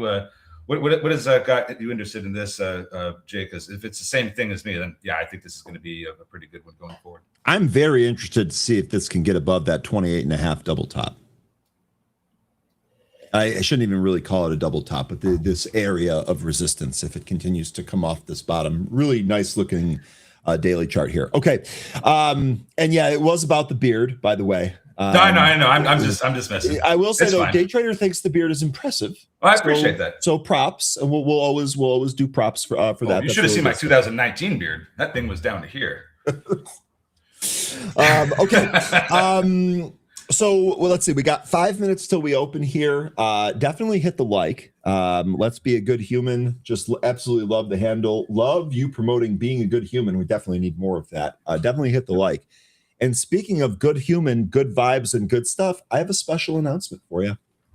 I have a special announcement for you, folks. You have been heard. That's right. You have been heard. We discussed with the team. We discussed with 13. And we made a big push to extend the show. And starting on Monday, we're going to be able to do that for you. So instead of ending at 10 o'clock Eastern, we are going to end at 10:30 Eastern. There are still some changes going on, so we're not going to be able to go back to 11, but we are going back to 10:30. Full disclosure here, I completely agree with you guys. Half hour, it seems like it's kind of rushed past the open, and maybe we want a little bit more. 13 had said that this is actually coincides with that time where volume leaves the market. So you should be as prepared as possible up until that point. We're going to join you with that, and we're going to fit some of the other content around that. Couple of notes on this. Obviously, we have Anne-Marie back today. And remember, to this week, we're going to finish our show here at 10. Then we're going to have Anne-Marie to 10:30 and then Sandy after that. But we're going to continue to have Anne-Marie on Tuesday and Friday. The change is not going to affect Mark Putrino, Tim Melvin, or any of the morning interviews that we do. One more thing is that we are still going to be doing all access occasionally, and that all access time slot is actually going to be between 9:45 and 10. The reason I'm telling you this is because on some days where we do these interviews, we're actually going to, after the interview, come back and then finish off the day with what we have. So thank you for submitting feedback. I really appreciate all of that. I know some of you folks really wanted us to go all day. We do not have the capability of doing that, but we did hear your feedback, and we are officially going to extend that starting on Monday next week. So appreciate all of you. I appreciate all of your understanding, and I appreciate the feedback. And there we go. Blessings to a great 2026. What do you have? Absolutely. I'm curious to know what Anne-Marie thinks about a few stocks. So, if, we talked about the Domino's Pizza and the Wingstop trades based on the seasonality with the upcoming sports events. So I'm curious to know what she thinks about that and the Roblox reversal, because at one point she was you had her look at puts to the downside. So I'm curious to see what she sees to the upside. Okay, so I did ask her about Wing a little bit. Nice. She didn't tell me if she's going to have that ready, so I'll ask her again here today. You also had Domino's. What was the last ticker on there? I'm sorry. Roblox. Roblox. Roblox. Okay. Okay. I will submit that to her. We'll go ahead and go through that. And all right. 1 minute. What's that? 1 minute. Perfect. Then it's time for me to go over to my main workspace. Let's get ready here for the open. Yeah, Oklo looking like it was getting a little weak into the open here, but this 15 it was 115.80 to like, maybe just maybe a little bit higher. That seems to be the spot that's giving it the most resistance. So let's see if it can take that out as we after we open here. Otherwise, we're going down to the 65 EMA, I think. Okay, we have OPAD here looking like it might try and go through 240. We'll see if it's got the strength to do that down here at 232. SMR, by the way, I know we talked a little bit about we'll talk more about Oklo, but SMR also getting some movement here today. Yeah, I think that's a relationship trade, and you're probably going to see a lot of these names come back. We're about to open, minerals, critical minerals could come back. I think that's going to certainly happen at some point. All right, we're open. Let's focus on this. Okay, Oklo, first move out of the open is down here. We'll see where that catches support. No reason to be a hero. ANPA, that one that we're kind of skeptical of, not really doing a whole lot so far. Tesla, straight down out of the gate. What do you got? LRHC. This has, remember, I think you may have drawn a trend line for this one. I did it on the other chart, but I'll do it again. This is trying to break over the VWAP here. Need to see this volume expand, and if we get that move over a VWAP, I think that this could take out that trend line. But started to get going here. It's still having trouble with the VWAP though. Yeah, that VWAP there, by the way, 120 is what I've got for that. GP's trying to push higher. It's looking for 145. Oklo coming right down, almost to that 65 EMA we just talked about. There's GP. So out of the gate, not too many big moves here. So no, and in fact, it looked like the market also sold that pop from the non-farm payroll number, or from the jobs number, sorry. Our NVO is printing. We talked about that on Happy Hour yesterday. We kind of think Eli Lilly still might be the best in that segment. Nvidia's dipping. That confirms our more rotation out of some of those tech names. Tesla's still pounding the lows, by the way. So we have CETX that's a week out of the gate here. Hasn't broken beneath the pre-market lows yet, though. Oklo trying to come back up. That was really a nice move down towards the 65 EMA. Let's see if it can recapture these levels here. And look at that. Now it's going positive. Fantastic stuff there with Oklo. Now we're going to come up to that resistance area we just mentioned around 115.80. Still having trouble with it. How high did this go here? 115.66 was the high of this candle.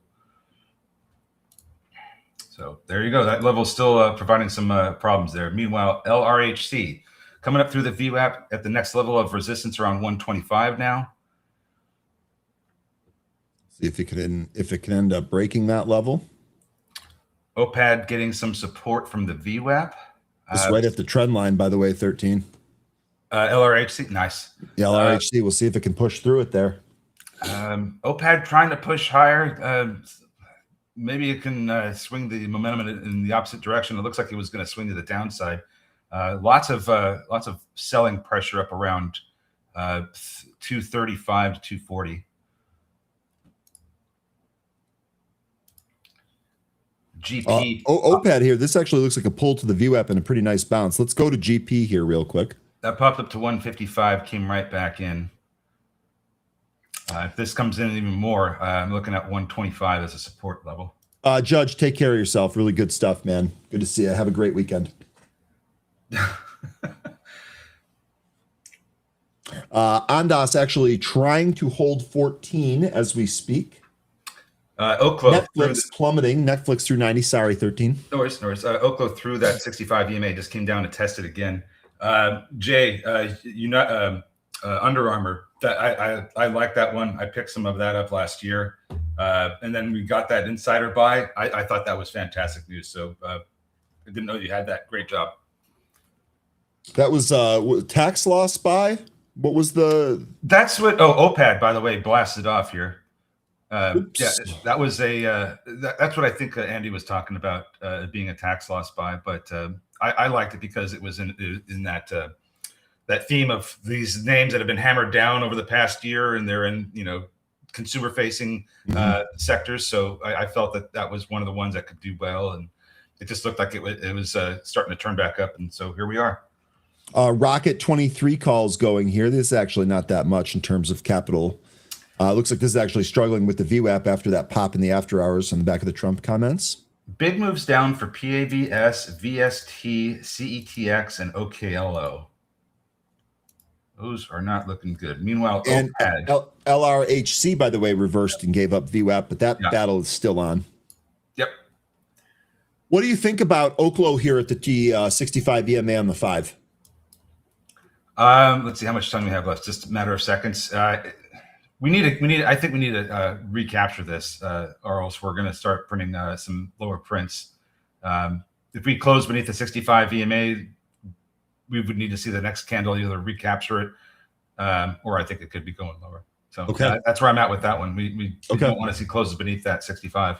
So there's one. Now it's trying to recapture it, and so far it's not working out. There we go. Now it's going to climb back over. We'll see if it can get back above VWAP here and the 65 EMA, but that's the task that Oklo has right now. Yeah, and this is a good mention here. Good looking. I mean, we'll see if it holds. This could be a good trade off of this. All right. OPAD's the only one that's looking really good. Sorry to interrupt you. No. It's quite all right. Robert here mentioning SanDisk continues to pop here as these memory names continue to go higher. Did we have upgrades on these this morning? Yeah. SanDisk price target raised to, sorry, it wasn't an upgrade. It was price target raised. Mizuho going to 410 from 250 and price target going to 320 from 280 at Goldman Sachs. Part of me wonders if some of the others also caught these price target adjustments. Indeed, Mizuho again, this time on Western Digital, 180 to 240, Goldman Sachs 165 from 148. Micron would be the other one that I'd want to take a look at there. Mizuho again from 290 to 390. So a batch of upgrades across those memory names here today from Mizuho and a handful of them from Goldman Sachs, and that's driving those things higher. Oklo continues to come in now, 109s. OPAD, this looks like it's trying to shoot for the 275 high from the after hours yesterday. We're about 15 cents away. So we'll see if this ends up being a scallop or if this ends up being a cup with handle or if we don't even get up there at all and we just come back in. Netflix looks like it's trying to hold $90. Or excuse me, $89, I beg your pardon. And Tesla also looks like that is starting to bounce. By the way, we've talked about Bitcoin being a potential risk on or risk off. Bitcoin here holding 90,000. It actually tested 90,000 right on the head earlier today and bounced from that. So far, we're still holding above it. Checking on GP, LRHC. Okay, this is still battling with its VWAP. Straight up rejected by the trend line. No surprise there. 125 coming down, and that's where I see initial support. Probably could even go lower though. MACD's indicating momentum is starting to roll over here. On which one? Sorry, the one LRHC. No, GP. Okay, so yeah, sorry, I ran through a couple of those. My bad. Yeah, OfferPad really the only one that is still positive out of the gate.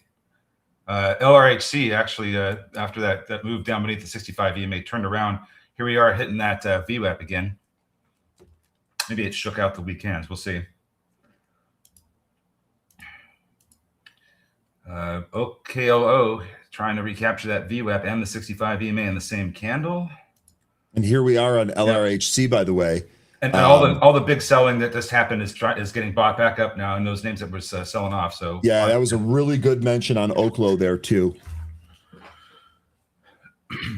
Nice little bounce here off of that 200. I know it, or the 200. Excuse me, the 65 EMA. I know it kind of flirted with that a little bit, but nice little bounce here on Oklo. We'll see if we can get back to even there at 115. If you did play that bounce, this can very quickly reverse. We've already seen that, so I just wouldn't let that trade go red on you. Markets are trading to the upside across the board here. And keep in mind that low from this from the pre-market around 705 this morning. That's gonna that's where the price is at right now, and that's where it's still getting suppression. So that former support area is now behaving as resistance. Seeing some good volume pushing through that, but this is all resistance up here now since we've lost these levels. So that sideways consolidation now at that big area, it's at about what 113, almost 114. That's going to be tough to get through. We're going to need to see some big volume. Rocket looks like this is trying to break through the sideways area. Maybe 23 would be a key level there. That's RKT. CETX, this is one that we talked about. We talked about this really kind of being supported by the 65 EMA. I know we dropped through it right out of the open, but a very quick recapture. I'd still say 4 is going to be one of the upside targets we really need to take out. We're going to go higher. All right, so GP turning around here, recapturing VWAP in the process of doing that. CETX coming up to that trend line. I think you had it, or maybe no. My other one. Yeah, maybe. Yeah, it's right here. It's right here. It's right okay. here. Yeah, it's right here. All right. We had that in the round 4 number as the upside level there. 65 EMA on the 5 is the support. CRML, this is critical metals. This was moving earlier this week with all of the stuff that's going on. Looks like this might try to take out 15. That might be an interesting level to watch. See if we have anything interesting on the flow here. Yeah, around the Greenland rhetoric and trade tensions rising, mineral stocks gonna like MP should be doing better, but CRML is going to be one of those ones that we should probably be paying close attention to, because I think that's going to see a lot of movement over that both those issues. All right. I think we also don't we have that healthcare conference going on, or does that? Let me see. We have that. I think that started this week. No, it starts next week. The 44th. Yeah, this is Monday, right? And I get that date wrong. Yeah. So Monday next week, the 44th annual J.P. Morgan Healthcare Conference starts. There are a ton of names that are going to be reporting here. You guys have been talking about healthcare, biotech being a pretty good segment there. I think we're going to get some more movement out of some of those next week. Keep your eyes on that. Joe, I think the 65 EMA is going to be relevant when it comes to all types of trading price action. It doesn't matter if it's if the news is they got a contract or not. I think that's I think it's just one of those technical levels that you're going to see the price in the course of the trading throughout the day interact with, and it's going to do that very same thing on different time frames. So it's not that it's going to be a solid area of support or resistance or one thing or the other, but you are going to be seeing the price interact differently there than other areas. So when it comes down there really, really quickly and finds that as support, you could see a quick reversal off that. And even with the contract, it might just be a short-term thing that happens with it, and then it goes up and away from it later on. But no, I think the 65 EMA, it doesn't matter what stock it is, it's going to be relevant when it comes to trading. Speaking of up and away, Oklo here, this bounced right back to the VWAP there, so pretty good for a scalp if you played that, but it's moving through the VWAP now. So maybe 115 would be the next target. That VWAP at 1274, and look at that. It's still battling with the VWAP right now, so Oklo kind of all over the place. The first bounce trade off that 65 EMA, though, pretty crisp there, 13, and actually pretty easy to do. That went pretty bang, bang, just kind of wrapped it up there. Remember Bloom Energy yesterday? We were talking about how 120 looked like that was a good area of support. Got a pretty neutral candle yesterday, just like the one the day before. But we still ended up closing above 120. Now we're looking for 130. 128.80 is the current high. Yeah, you're not kidding about that. And then NVO getting mentioned here. It looks like several chatters are doing well on NVO. That will spark the register ringing. Lion, good stuff. I do remember mid-40s, right? Mid-40s on NVO for you, Lion?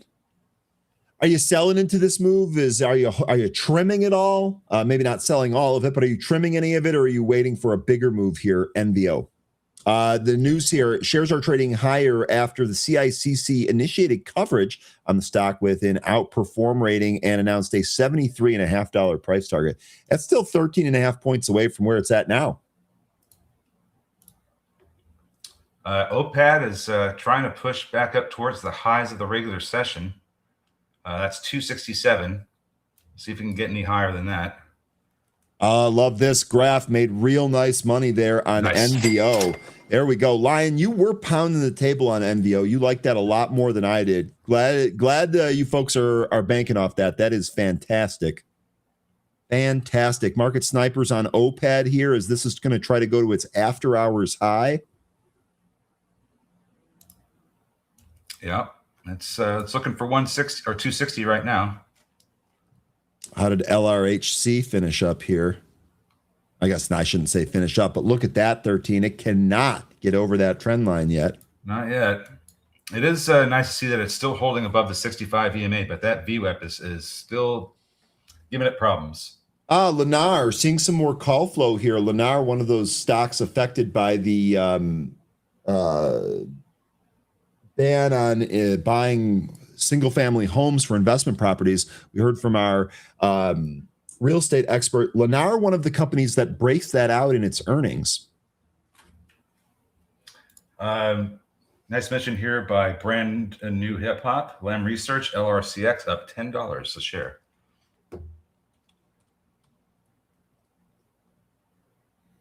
And Mizuho also look at this chart on LRCX.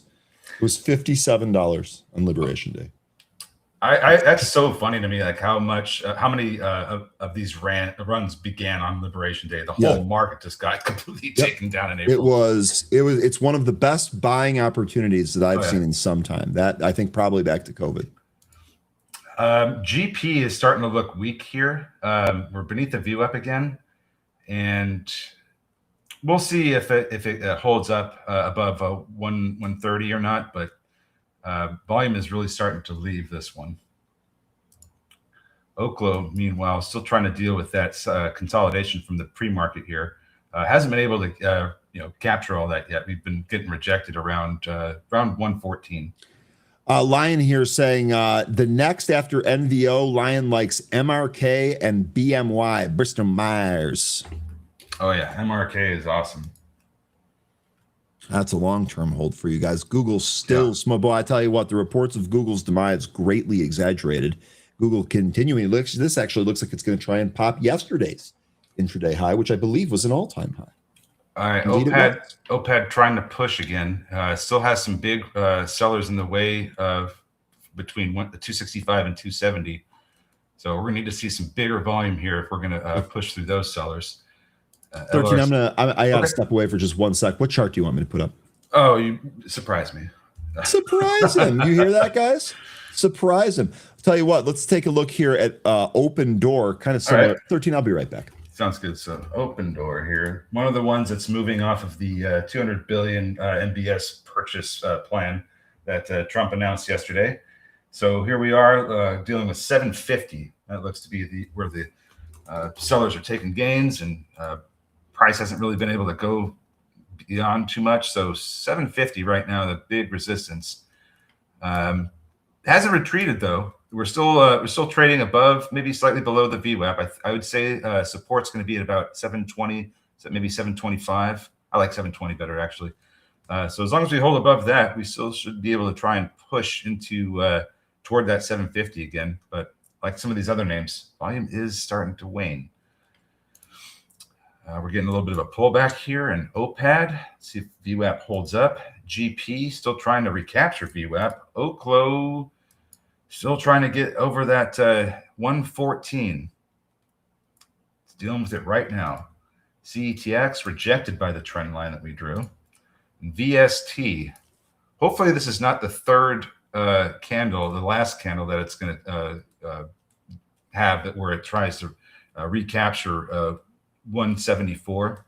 To me right now, 174 looks to be the big resistance area.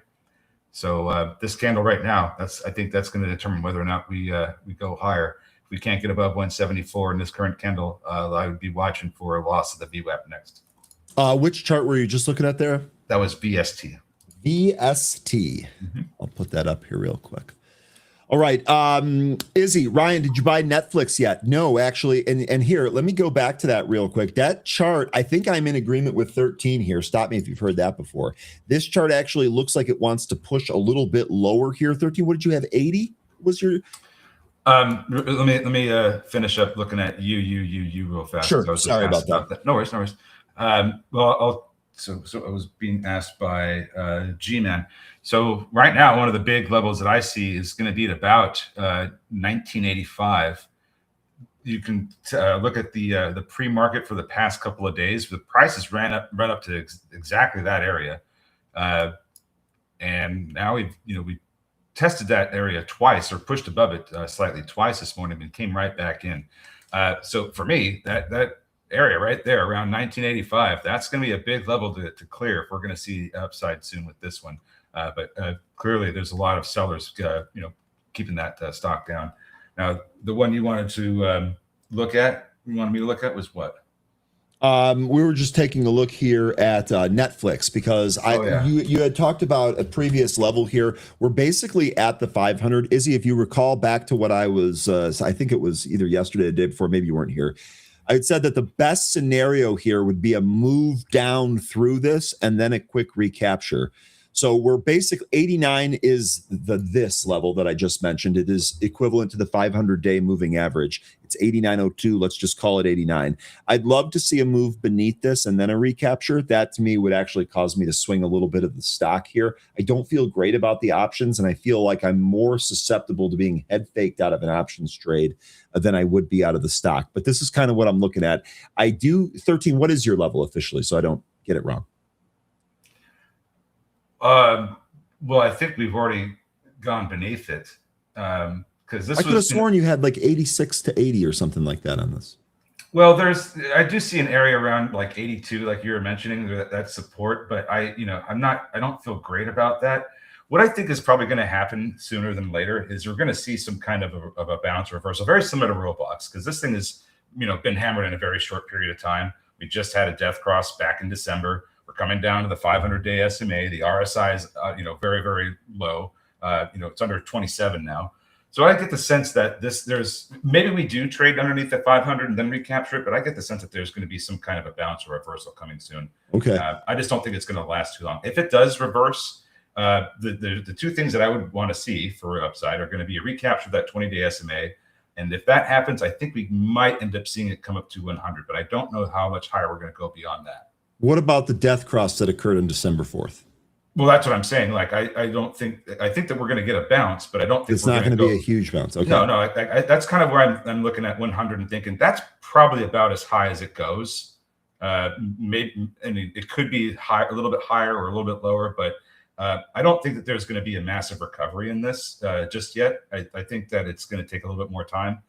And if we do get a bounce here down off this 500, then I would probably say that the 100's about as high as it's going to go before we see some more downside.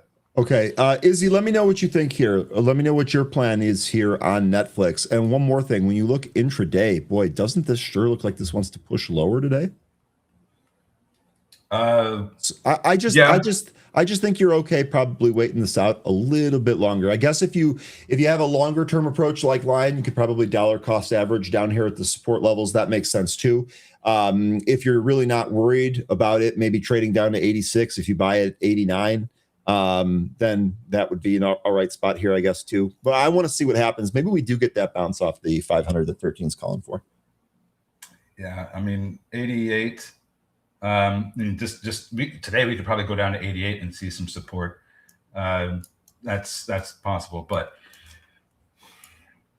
we haven't had that Warner Brothers Discovery deal finalized yet. I think they're looking for more money now, right? Warner Brothers Discovery, because that deal hasn't been finalized. I don't think anybody's won the bid. No, they said that they formally rejected Paramount. Paramount Skydance reaffirms $30 cash for Warner Brothers Discovery. Yeah, exactly, Joe. That's what I was wondering too. Like, if that deal is still in play to where there's still a bidding war, I don't necessarily think that I'd be interested in Netflix until we get some clarity on whether or not they're going to end up picking that up. And that was the initial call that we made on that. You kind of want to wait this entire saga out. I know the chart might be forcing the hand, but a lot of things to consider here on Netflix. I'm still interested in what you see in the chart there. Because, this could be a really big move up if they aren't going to end up buying it. So they just, all that cash that they have that they were going to use to buy Warner Bros. Discovery, they can, put that elsewhere, but they're not going to be, it's not going to be cash leaving the company. So Netflix could go up on that news if they don't win the bid. But if they do, then that is cash leaving the company and that could come down. Now, long term, it's going to be likely a very good deal for Netflix. But at the very beginning, it's going to take some time and money in order to And, get. and I think the question for the stock for possible investors is how much money, right? Like how much money and how long till you start seeing some benefit from that content they're purchasing. Yeah, I think that's a good question. Yeah. So it's, that's kind of where I'm at with that. And I think it's going to be very important to follow what happens with that Warner Brothers deal, because if it looks like Netflix is not going to end up having it, then maybe that's about the time, or you're going to get it. Maybe that's about the time where you want to start picking up Netflix, because then the stock has the possibility of it running on no deal. VST here, this came right back up to the VWAP. Looked like it was going to go above it, but still kind of flirting with that at the moment. OKLO down at that 113 area. So it looks like that little bounce off the 65 EMA did peak above the VWAP a little bit, but that was probably the best trade so far. Open has been trying to deal with the VWAP all morning. Here we are with another move up that's taking it through it. But look at those wicks from the past attempts. Here we go, finally with another close above VWAP. Maybe we get to see 750 again. Okay, GP, this looks like it's still having a hard time. I think this may end up coming in lower. Hakeem from our happy hour. Hakeem, are you out there seeing some race calls? Remember, Hakeem's big thing has been bullets, boxes, food, and Ferraris or something like that. Race here, seeing some 390 call buying. More now, 380 call buying. Yes. Okay. So if you look at, I was just going to say 380 really stands out. Can you use that 5-minute chart and just back out? Sure. See multiple days. Absolutely. And then tell me what level stands out the most. 380. Even more. Even more. Okay. There you go. I'll look more to the left. There you go. Yeah. Nothing changes. 380 is still the level that's standing out there. Oh yeah, 380. I think that's the spot. That's going to be where the price potentially breaks out on high volume. And if we get that, then I think that we see, let's see, it looks like there's some resistance maybe at 385, 388, 392. There's resistance all the way up here, but the big one looks like it's going to be about 400. Right. Intel up 8% here. Intel, clicked on the wrong ticker. Intel at the top of the scanner here. Intel shares trading higher after President Trump on Thursday posted that he held meetings with CEO Lip Bhutan. Did anyone hear what came out of those meetings? It's also worth noting here, we had a trend line on Intel that could come into play here. This is from some of the recent highs. Well, let's see. Oh, yeah, there you go. Yep. I like that trend line. I'm pretty sure that we talked about that one before. LOL. Probably why, just saying there. So that potentially takes, means it could go up to 47. And then Catherine, I didn't have any earnings entry there for CRML. Oh, okay, I see. I wasn't using that trend line. Let me draw that one as well.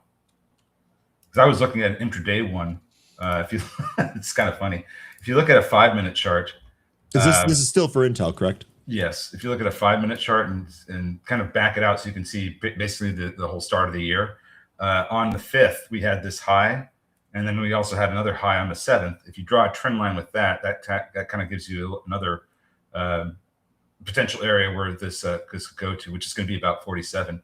With the trend line that you drew on the daily chart, I think that we've already crossed it. We just crossed it, actually. I have it up here at 46, so we don't have the cross. Okay.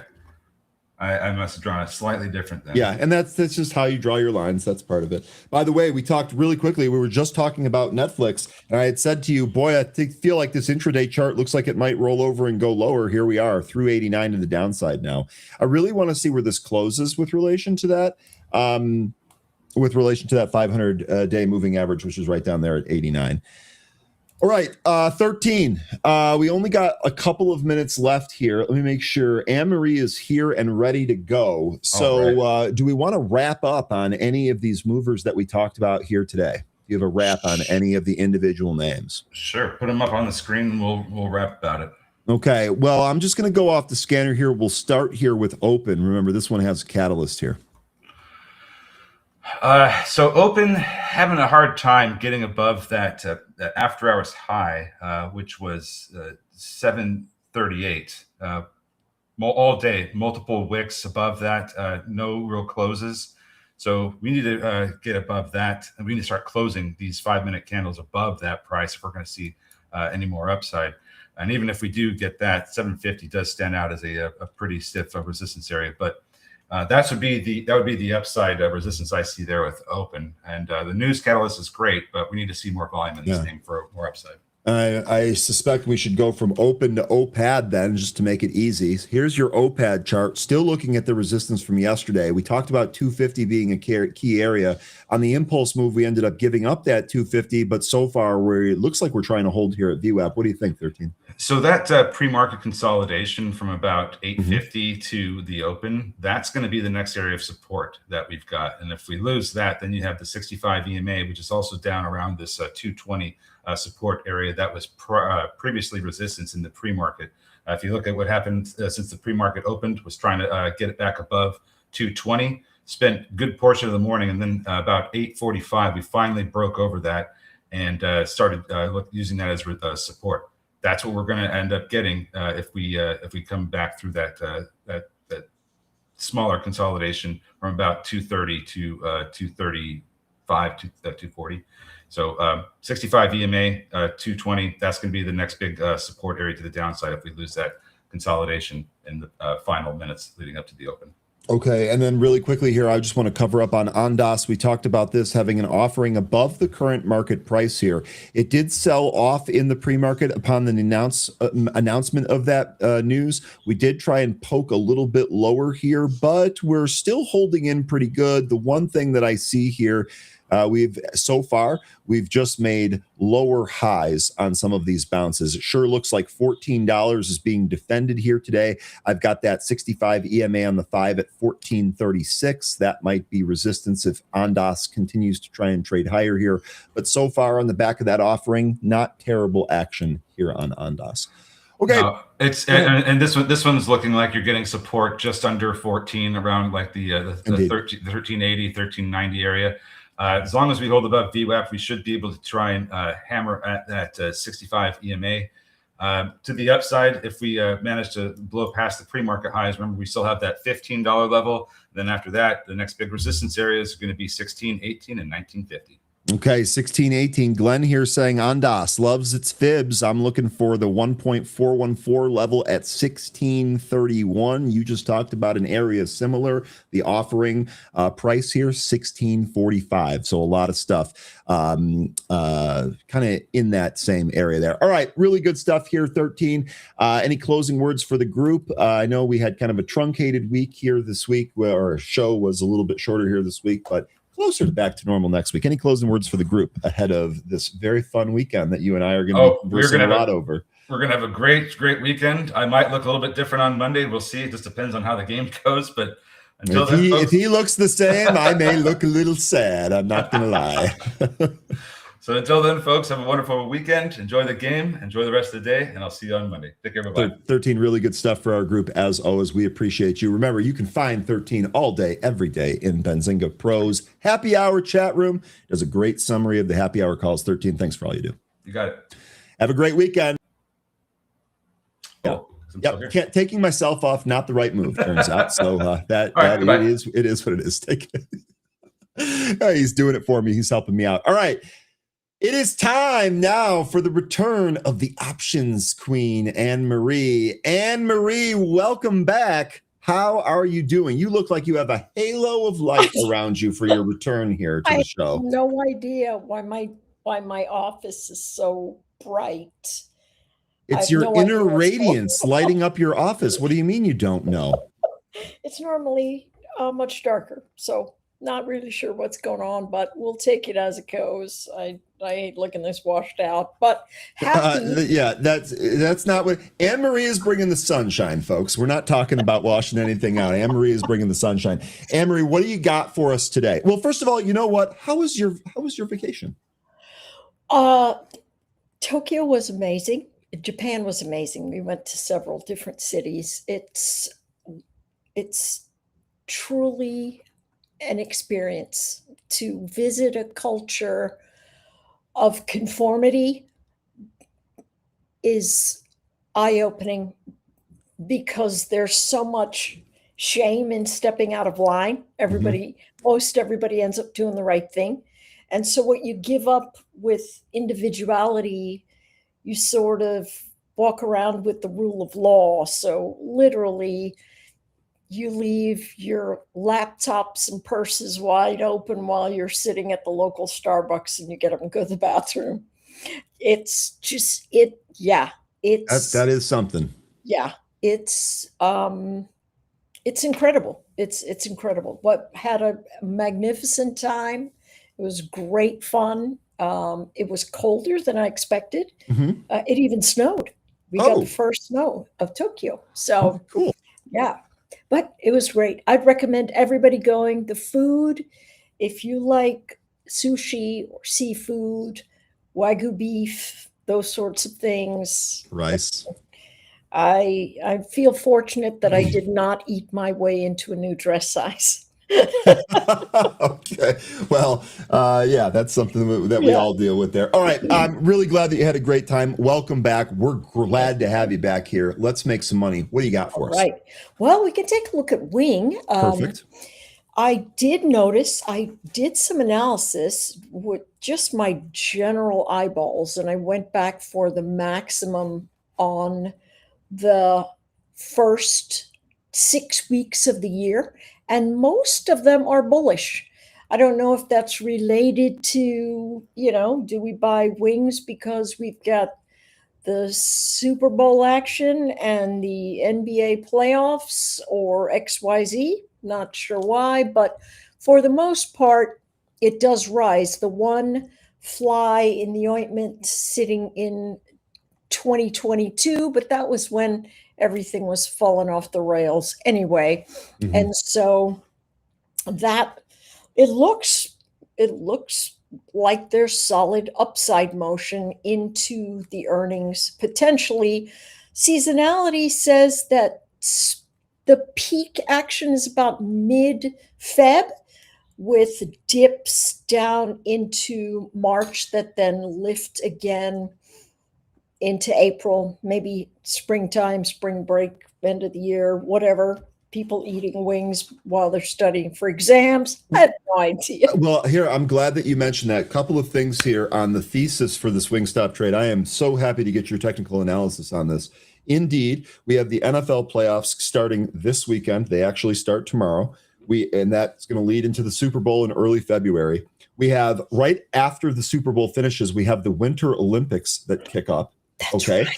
Then we have the NBA and the NHL season kind of getting into full swing as we're past the new year. And on top of that, we're also going to have the March Madness basketball tournament starting in March. So there are a series of events here. Now, I'm thrilled with the seasonality because it looks like we have a little bump here and then a pullback. And it does that. It bottoms out on my birthday. So this, for me, is going to be a birthday trade here. I'm hoping if the chart lines up. But tell us what you got for us. All right. So this is a space where you have to decide a little bit about duration. Do you want to hold it into the July area where everything's all said and done? Or do you want to do a couple of quick strikes? Post earnings looks like potentially a little bit of a pullback, and then you can reload and do it all over again. So let's have a look at all the different ways that we can trade that. So a couple of things, my first thought is, hey, can I get a trade that if it does absolutely nothing, I'm still going to make some money? I'm going to choose the Iron Condor for that. It is the February Iron Condor, 340, 350, 240, 230. Now, you could also do that post earnings and try yourself the March, and it'll give you almost half the spread, right? 440. So that's a ton of cash for $1,000 of risk total. You're getting more than half of it, almost half of it on the cushion, as it were. So you could take the March one. That looks really, really good. You can also do, there's a very cheap Butterfly at 300, 310, 320. If we take a look at that February, it is post earnings. And there's not a ton of there's not a ton of options going on here, but we can see that that 300 has got some noise, that 310 has some noise today, and then also the 320 has got 40. So it looks like a pretty cheap butterfly for $1,000 of upside, $60 risk. What do you got? $940 upside less your return. Now, if you wanted to be a little more conservative, right? Because the price action, they are not pricing in a gigantic move here, although it's not small. They've got a lot of risk here. It's about $40. And so that takes us right to the 300 area. But if we're thinking, they're always going to pad premium in their favor, it's got about $45 of premium. Remember, the way you tell how the option traders have priced the move, you go to the at the money and you take the ask on both sides and you add them together, right? So it's about $47 here. If we do that, $40 or so takes us to 300. It's $1.10 more expensive, but the likelihood that it gets to that middle strike is much higher. And we are sitting in an environment where earnings aren't giving us these blow off top, go to the moon kind of behavior. We've sort of come back off of that a little bit. And so I would suspect that there's that same sort of jittery motion. If it spikes up, it'll pull back, and not likely to be a runaway train in this particular area. So that's my thought on that. What do you think? I like that. I like it a lot. I think my favorite here is the butterfly, just because I suspect that we're actually going to get a trade up here. I would like to do it the way that you outlined too. I would prefer to take that butterfly for February, and then I would kind of wait out that potential drawdown in the seasonality that you talked about for early March, and then maybe look to reload or do a new trade at that point. So I think that's the one I like the most there, Anne-Marie. Exactly. So what we can do is maybe put a little reminder so that when March comes around and we're past that mid-March section, just before March Madness starts, we can look again and then reload, set up another trade. Yeah, that works. Now, really quickly here, Anne-Marie, before we get to the next stop, we do have some breaking news here today, and this is a little bit of a follow-up on what I reported this morning. We said that we could potentially hear a decision from the Supreme Court on the tariffs today. We are not going to get that today. That is breaking news per Reuters. The market did move down on that initially, but it looks like it's bouncing here at the moment. So I just wanted to get that out there, Anne-Marie. Okay, very good. I think that would be really bad. If that happens, I think the market would respond adversely, but that's just my gut. Yeah, Hassett was asked about this morning. Hassett said, quote, if we don't win in the Supreme Court on tariffs, there are other tools that we can use to get to the same place. So it looks like some of the market isn't, or at least the administration there, not necessarily worried about that. So, okay, good stuff there with the breaking news. What else do you have for us? Okay, the next one on the list is, the next one on the list is Domino's. That's DPZ, and there's a lot of carryover from the theme we just talked about with Wing regarding some of the sporting events.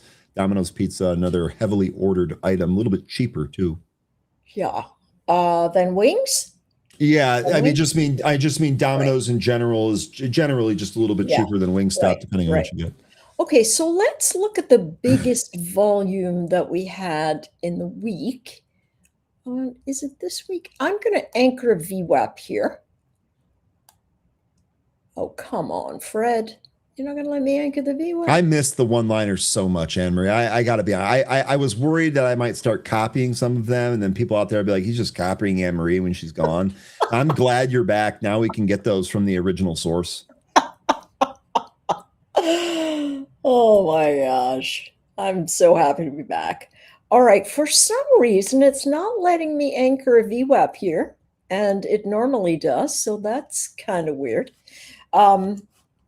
I did anchor it earlier, and what it told me was that this test zone that we are sitting at right now at this 400, it's a pretty big deal. And so if we lose this edge, there's a $50 drop waiting on this chart. But on the flip side, since July the 19th, we've been sideways. And so the traders have taken this opportunity at the big fat round number to load up. We also have an extreme reading on our cumulative delta. And so big fades should pop here, but this is a pretty nice zone to buy. And so again, the question is, what's your duration? Let's go to the weekly chart, and we can see that it's got the same sort of wiggly action into that beginning of March. We need to keep an eye on that, see if the market pulls back into that zone and then continues to pop up. And that also takes us all the way into July. Earnings are on the 23rd, it looks like. Yep. And so if we take a look at something, it's probably better to trade the March expiration, simply because that will, if we choose February, that volatility might still stay packed in there, and we won't get any vol crush if we're doing something. So I did choose March. And of course, first things first, I want to say, hey, listen, can we see what the chart is doing, and can we position so that if the price action does nothing, we still get paid? They are pricing in $32 or so from the move. So that's 430 to 435. You know, this is conservative. I could say the 440 to 450 on the call side. And then on the put side, because I see the dip, I'm willing to leave it a little bit lower. So, but we still get $4 of the credit. The next thing we could do is say, hey, let's say this does do what it's supposed to do towards this bounce event in March. The 420, 430, 440 butterfly is only, well, it was 45 cents this morning. Ooh, wow. It's now 80 cents, but still relatively cheap. We could stare down something like that, obviously. And if you wanted to give it a little bit more room, you could go to May. But my thought is, if it's got a really nice bounce into earnings, you make some money, you can cash out for 20, 30, 80, 100% maybe on this. And then on the pullback, you start looking at the next upshot into June.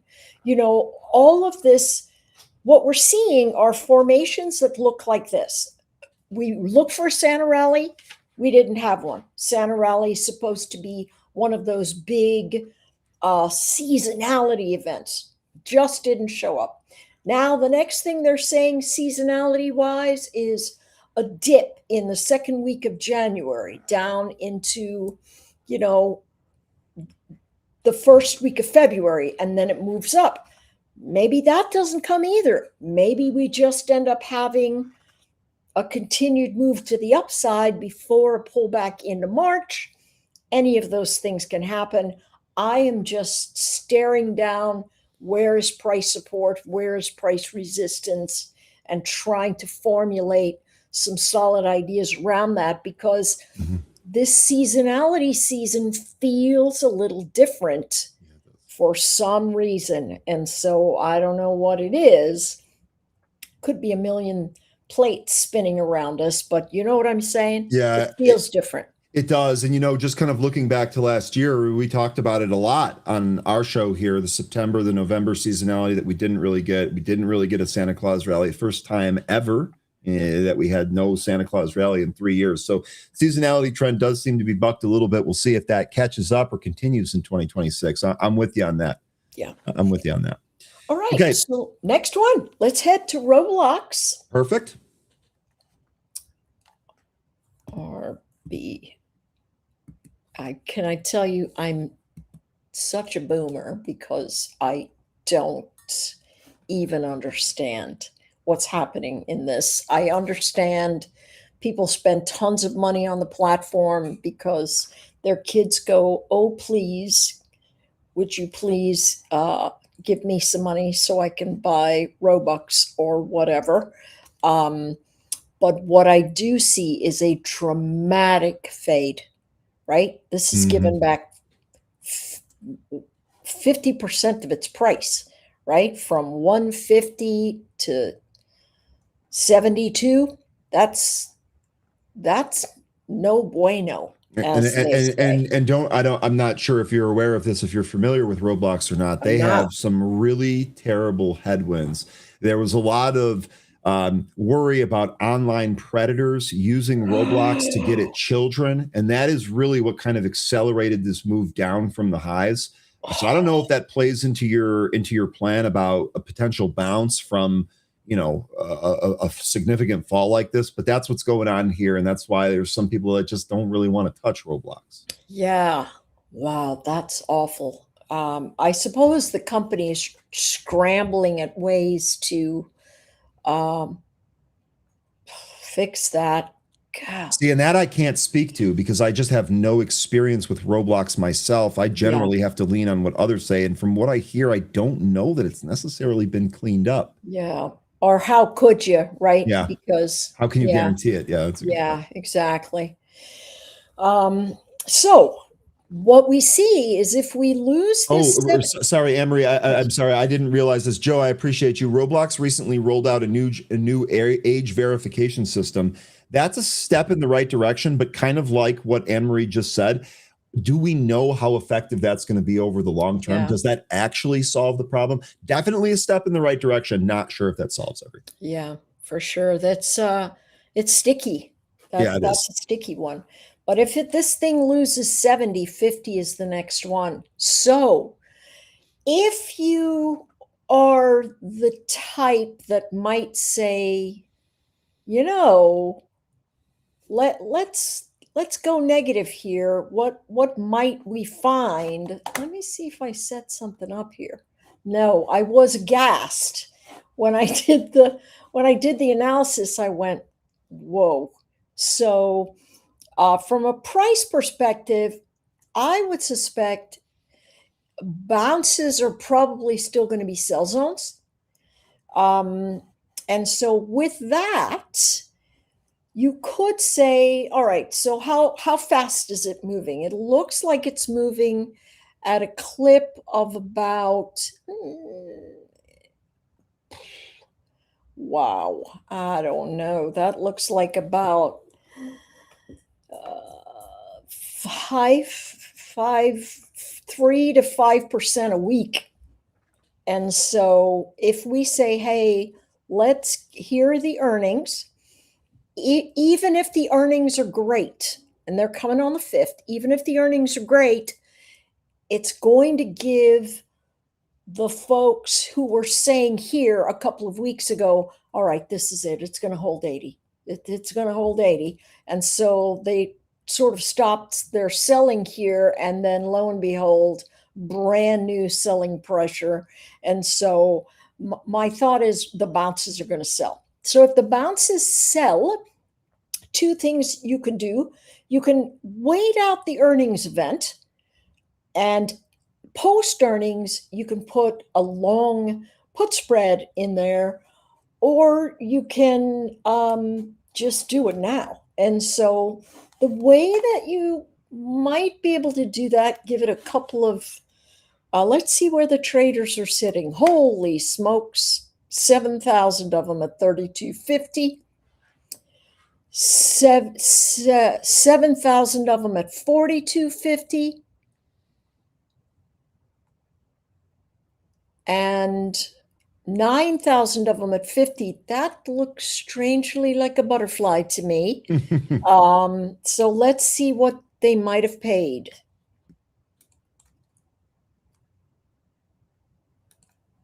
$0.17. So that's going to give you 42. What is that? $7.50. So $750 of upside for $17 of risk. If we just follow what they're into, we can see that 50 level clearly on the chart. And so you might, if you're saying to yourself, hey, well, you know, I just may as well buy the 50 outright. You could, but if they hold and they try to bounce into that 81 area, you know, that 82.50 to 87.50, that's a short call spread. It'll pay for your $50 put off the bat. So you can do both of them. You can buy the put, sell the call spread, and if the chart does nothing but sort of lollygag in this space, you're still, you know, 25 cents to the good.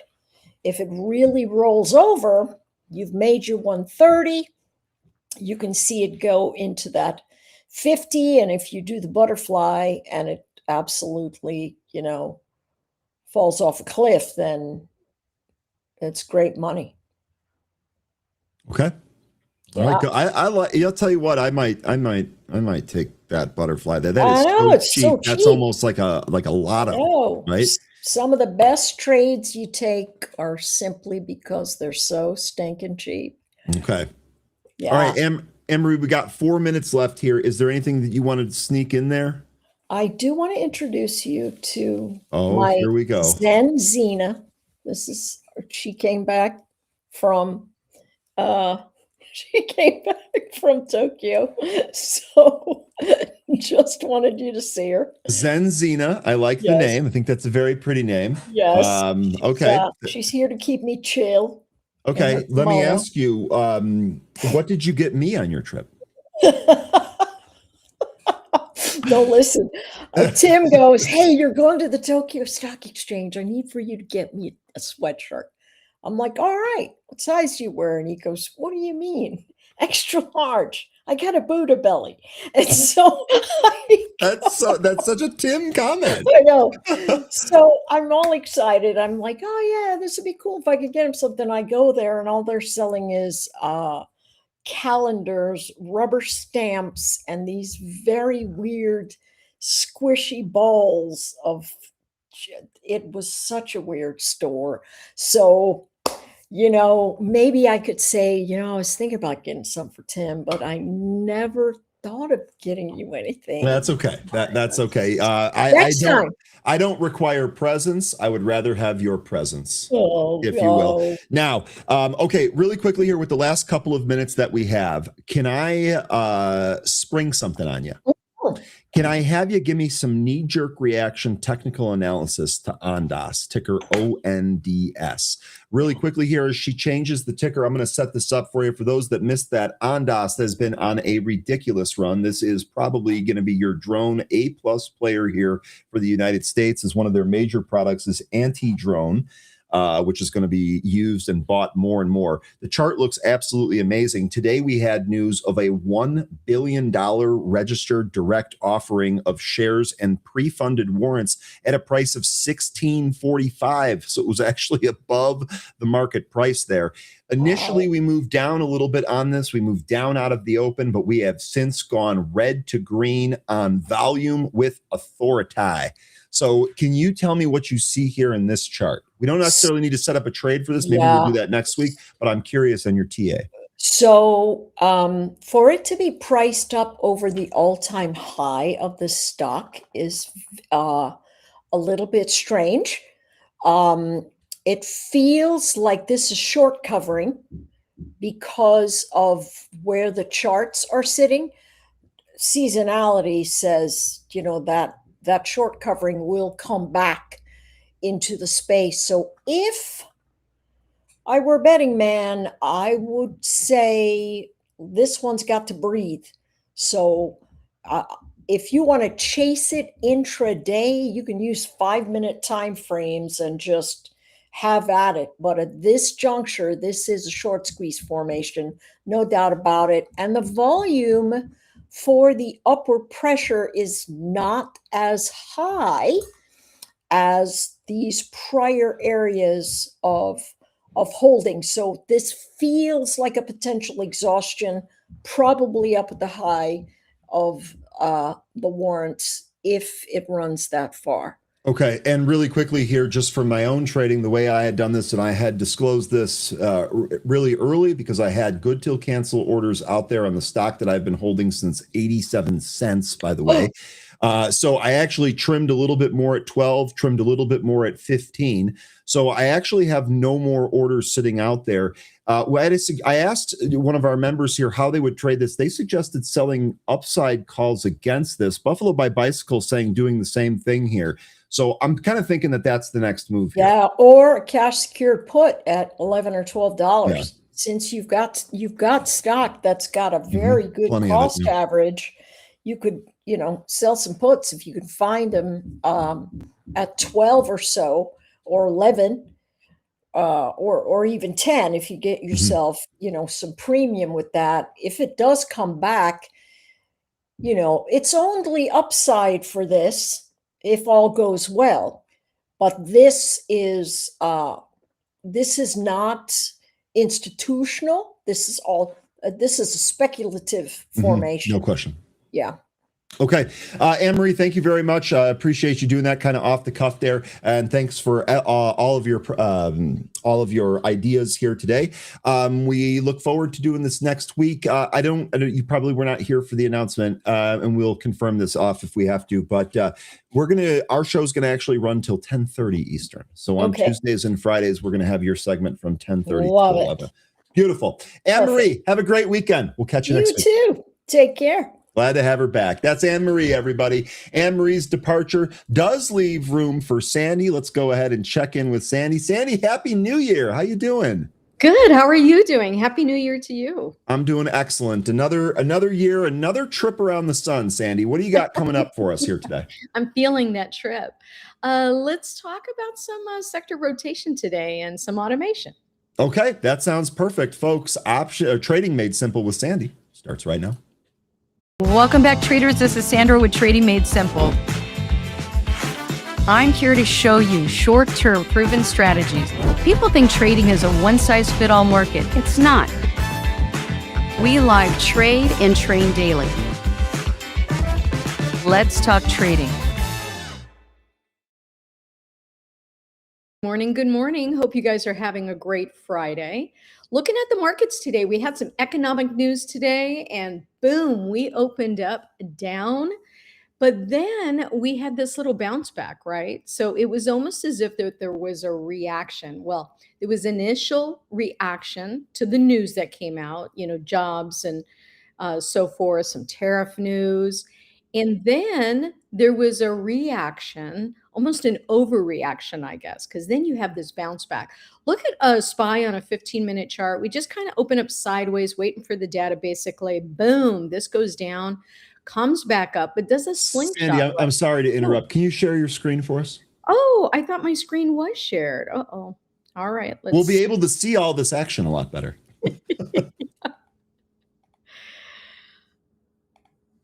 Let's see. Can you see it now?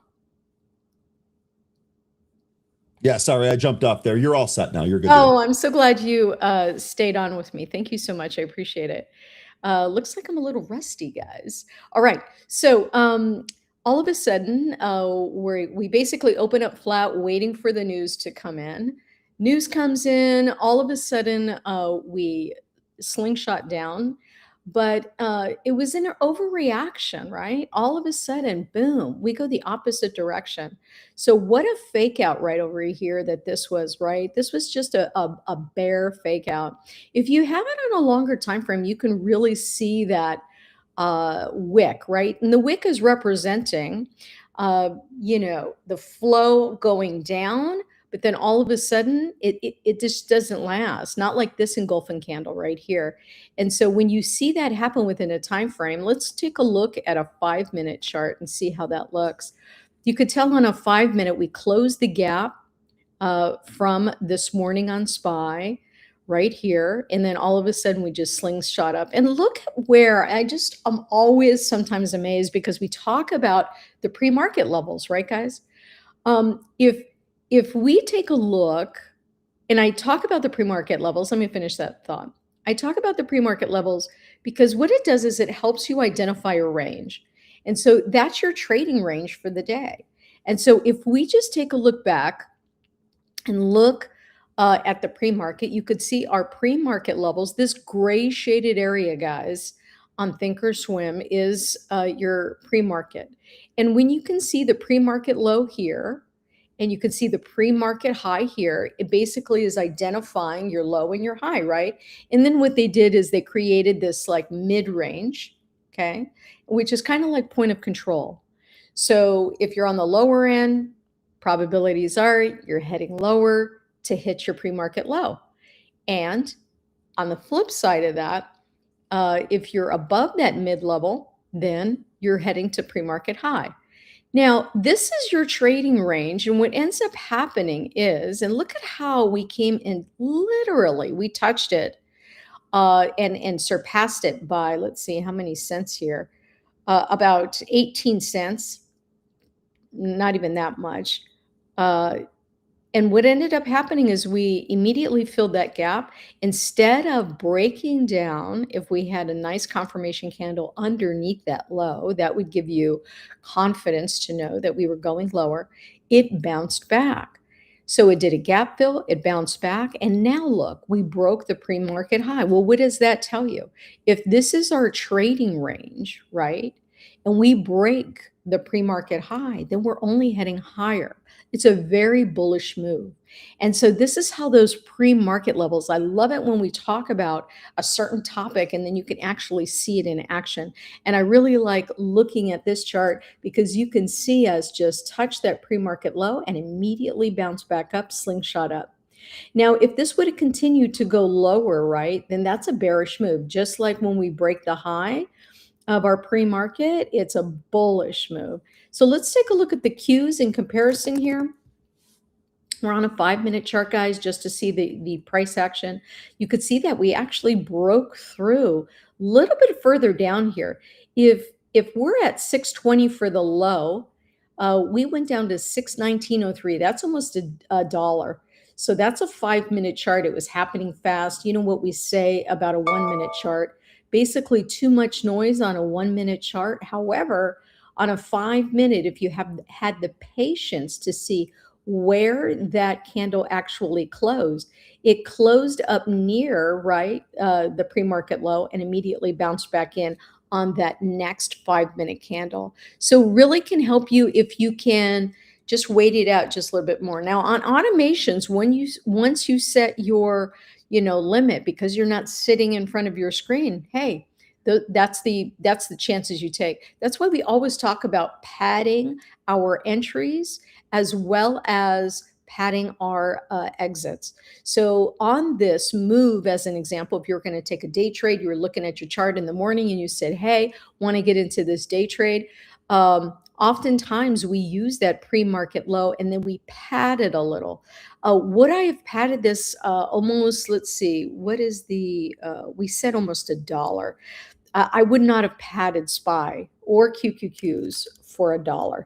So I would have been in and out of that trade with a loss on automation. If you're watching it and you know that there's a news event, then this would have been nice to see if you can actually get out of that and reverse. And for all of those people that took puts this morning thinking there was, it was going to be to the downside today, look at QQQs up $4. excellent move. Look at IWM when we talk about the pre-market lows, just barely touching that pre-market low, pops above pivot high. Remember, this is only a 5-minute. And then now we broke above, came back down. Wow, this was a wild move on IWM this morning. And then we're right now just kind of hovering right on top of the pre-market high. And then who else are we missing? Let's just take a look at DIA. DIA really looking like a IWM. Kind of have a triple top if you're going to include those pre-market levels. We could be heading down lower. Looking to see, right, if our structure holds on this. If our structure holds and we just kind of go sideways here, we could probably bypass that pre-market high and stay above it. If by the end of the day we stay above that pre-market high, a good chance that, we're closing bullish on the day. And, based on news events and tweets and tariffs and everything else we got going on, it could change in a heartbeat. But in a traditional sense, when we used to look at a chart, that could give you some favoritism for continued bullish move. You could see that DIA though, we're coming up to another point of resistance right here. And so 496.18, we still got a couple dollars. We'll see what ends up happening today. We have momentum above that zero line, but going sideways. So after that big movement this morning, we might consolidate here, which might be premium killing, as Coach Paulo would say. So let's go over to just some of the big stocks that we have. Let's take a look at Market Watch. Market Watch looking pretty good for some of the bigger names, but you could see Apple, Microsoft, Nvidia still not playing with some of the green action here.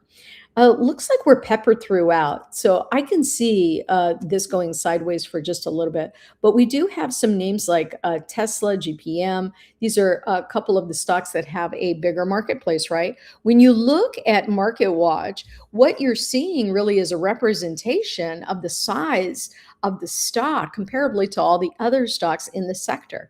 And sector rotation as well as earnings is so important in the first quarter. We've been talking about this in our training because it's really good for you to know what's happening each quarter as well as what sector, right? Is this mostly, what's the tech sector as an example? What's it doing in January? Typically, the tech sector is up in January. How about the banks? The banks too. We have earnings as well. Q1 is really important for those earnings events, not just about, hey, what was the estimate and what actually happened, but really it's the language in which they give their report. And the reason is because in Q1, which is right now, when they start reporting for the 2026 year, that really gives you a flavor. And so you want to pay attention to what they're saying in regards to what they're forecasting for the year. So even though they blew earnings away, they still could be telling you what they're seeing behind the scenes that could affect 2026. And as you see in 2026, this reporting, you can kind of get a feel, a kind of a sentiment of what some of these stocks in their sectors are reporting. Very important to kind of give you a gauge of what's going to be happening in 2026. So we have tech, we got financials that are typically bullish in January. And so we'll see if that continues, right? Let's take a look at, I was looking at, Apple was looking really weak, still looking weak in comparison to some of the other stocks, right? You could see where on a 4-hour, we've kind of been really all week, right? Kind of just going down. You could see that we just barely touched our pivot high and we broke below our pivot low. And what does that tell us when we're breaking our pivot levels?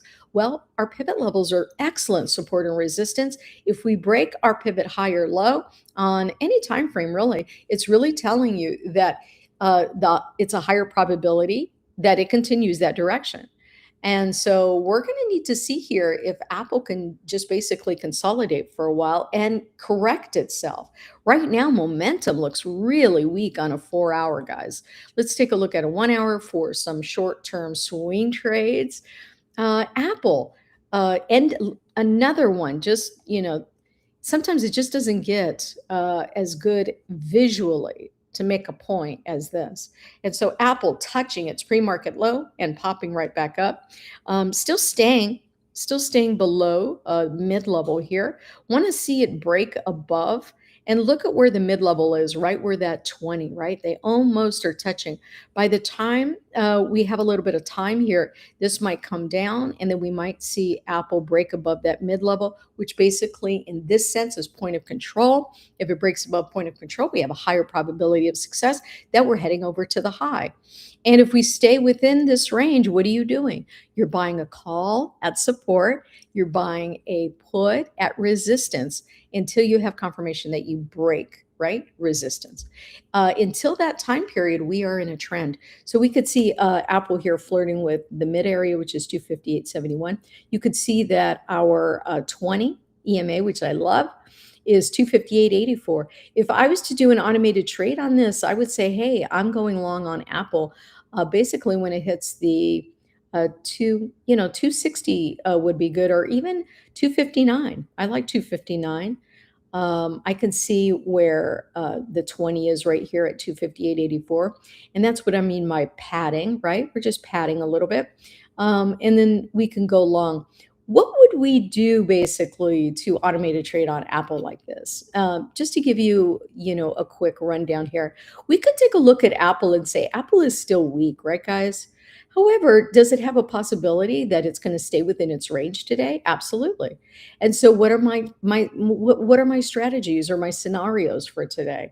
I could look at Apple or any right ticker and make a strategy. And the strategy here would be, hey, look, if we break this candle's low on a 1 hour, and if I hover over this bar, you can see right here what the level is. So I'm hovering over the bar, and that low is 256.22. I could say when Apple hits 256, I'm going short, right? Then it's going to be a continuation to the move. It's been going down for 5 days. Every time that it breaks the low, it's going to go lower. That's a higher probability trade. If it stays within the range, it could take a bounce, right? And then we could take a look at this mid area and say, you know what? If we break that 259 level, we could go long at least to 260 and even program that in for taking your profits, right? This looks like 260, almost 261. I would get out just a little bit earlier, 260.50 as an example. Give it 50 cents to get out. Why would I get out earlier? Well, remember, support and resistance, pre-market levels, everything that we talk about is industry standard. This is no secret. If it's not a secret, then everybody knows it, including the institutions. Who creates the candles on the charts? The institutions. So, hey, if we know this information and everybody else knows it, well, aren't there institutions out there that say, hey, everybody knows this, including all the other competitor institutions? Why don't we get out just a little earlier? And that's what ends up happening. That's why sometimes when we're live, you can see this is a pre-market level, but oftentimes what we'll do is we'll hit price, we'll hit that level and do a reversal, just like we did here. Knowing that could help you create that strategy of basically getting in a little late, getting out a little early so that you could protect your profits. And why is that?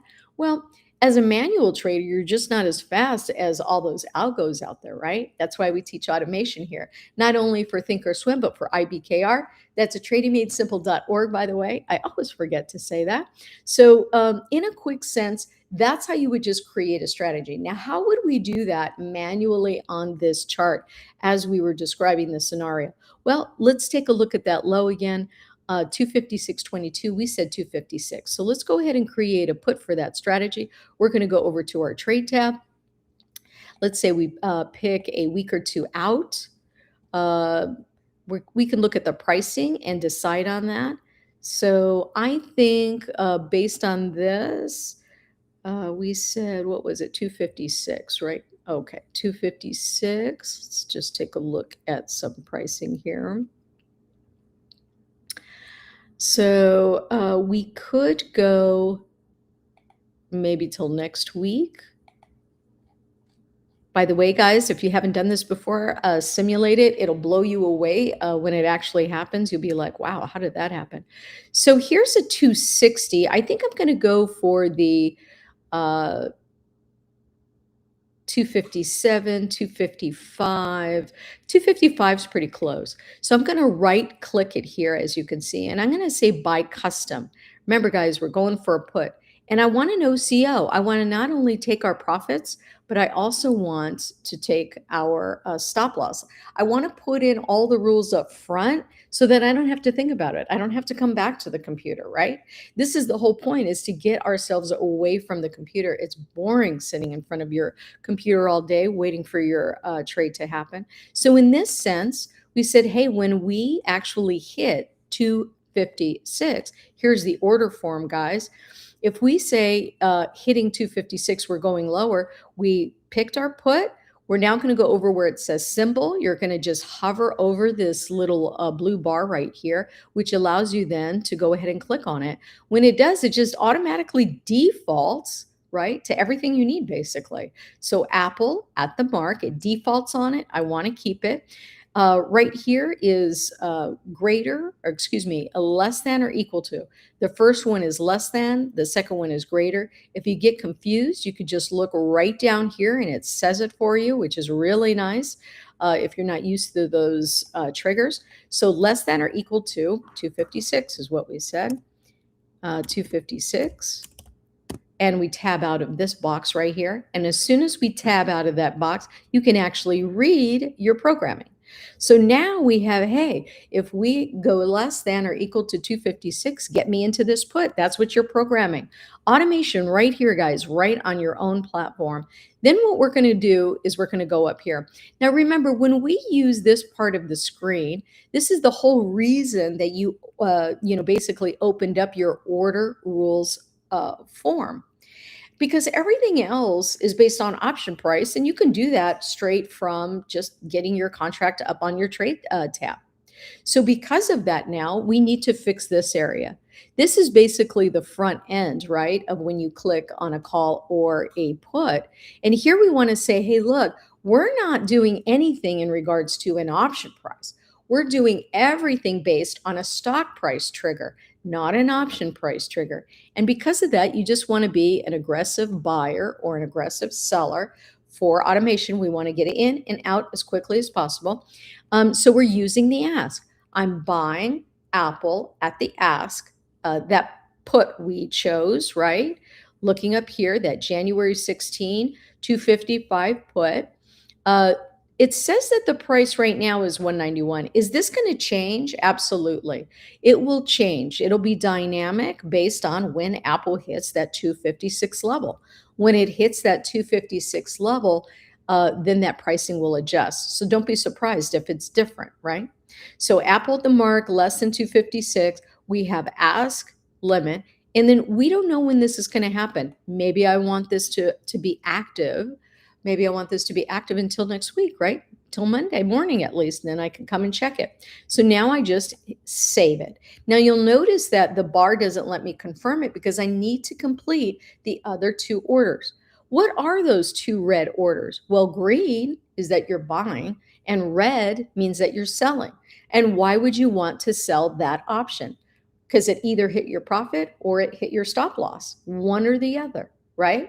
So we're going to set it up front and say, hey, let's take a look at that chart. We know that if it comes to about 260.50 is what we said. So this will be a short, quick trade for us. 250, is that what I said? 260.50. Let me remember that.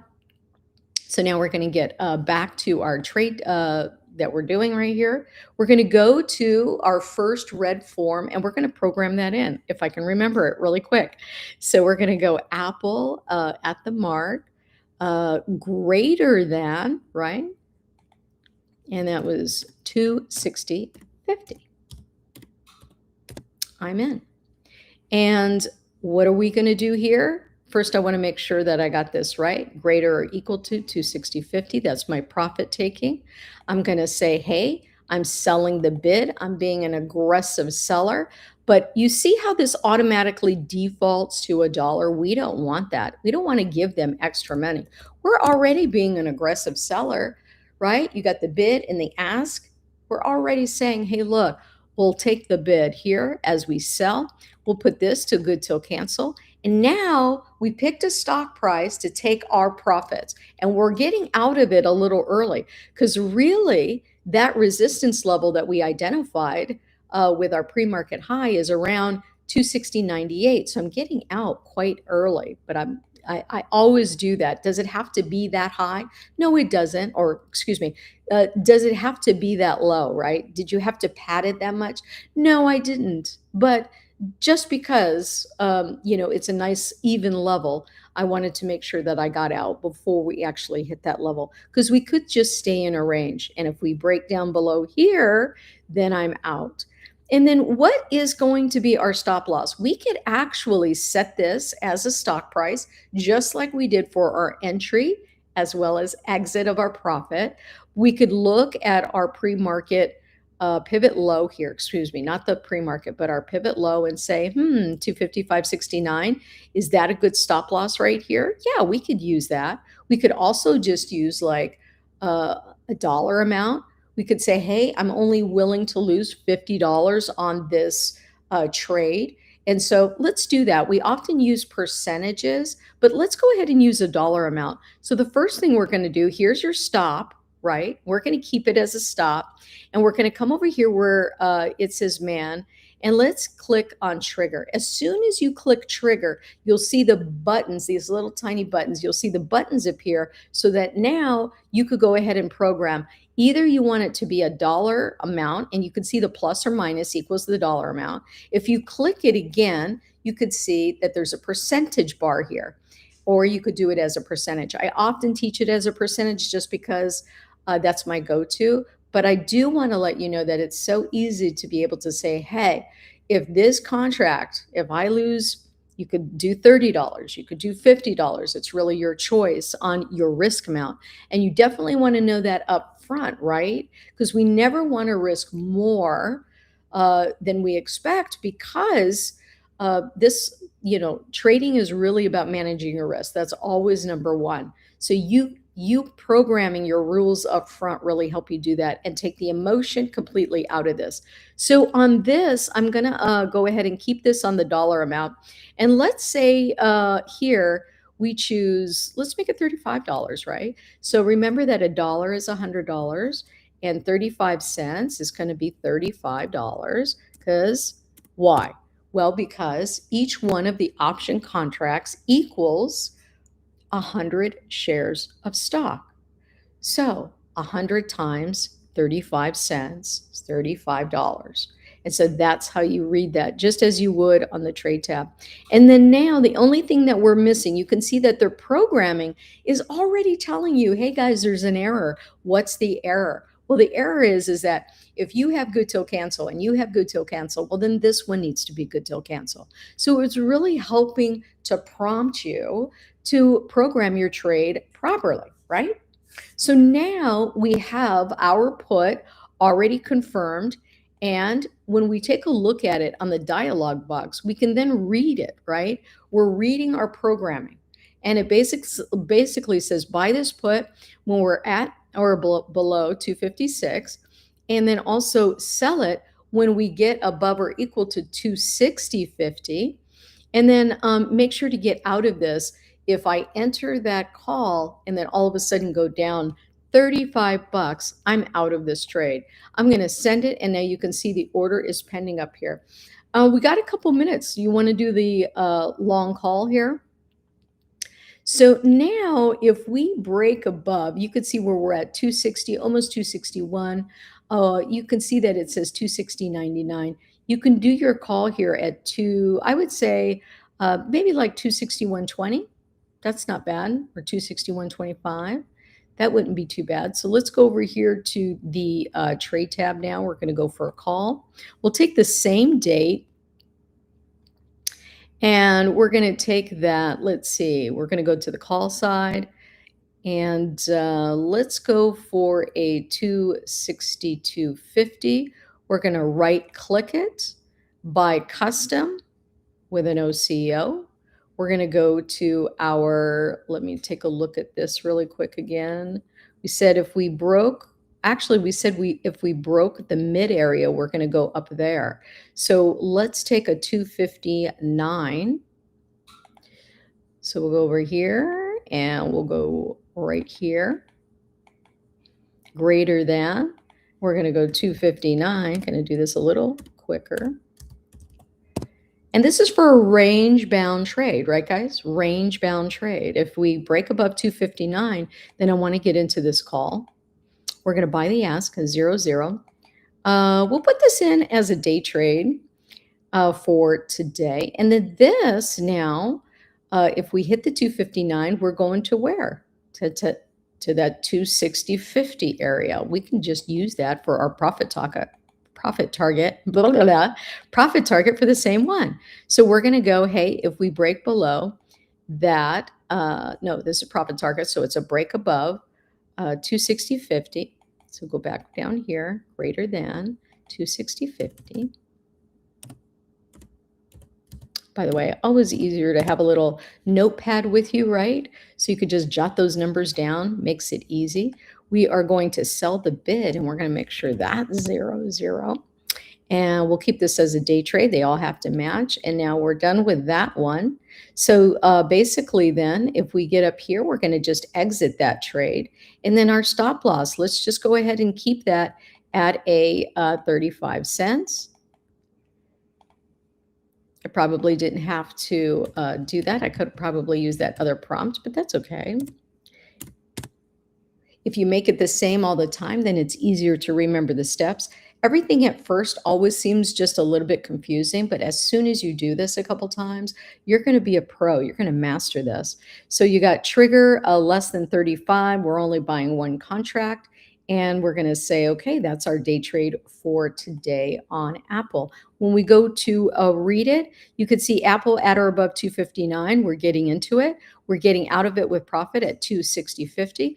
And if we lose 35 bucks, we're out. We only have one contract. We're going to send that. And now we have both orders in. Guys, I hope this was helpful. Have a great weekend and we'll see you next week.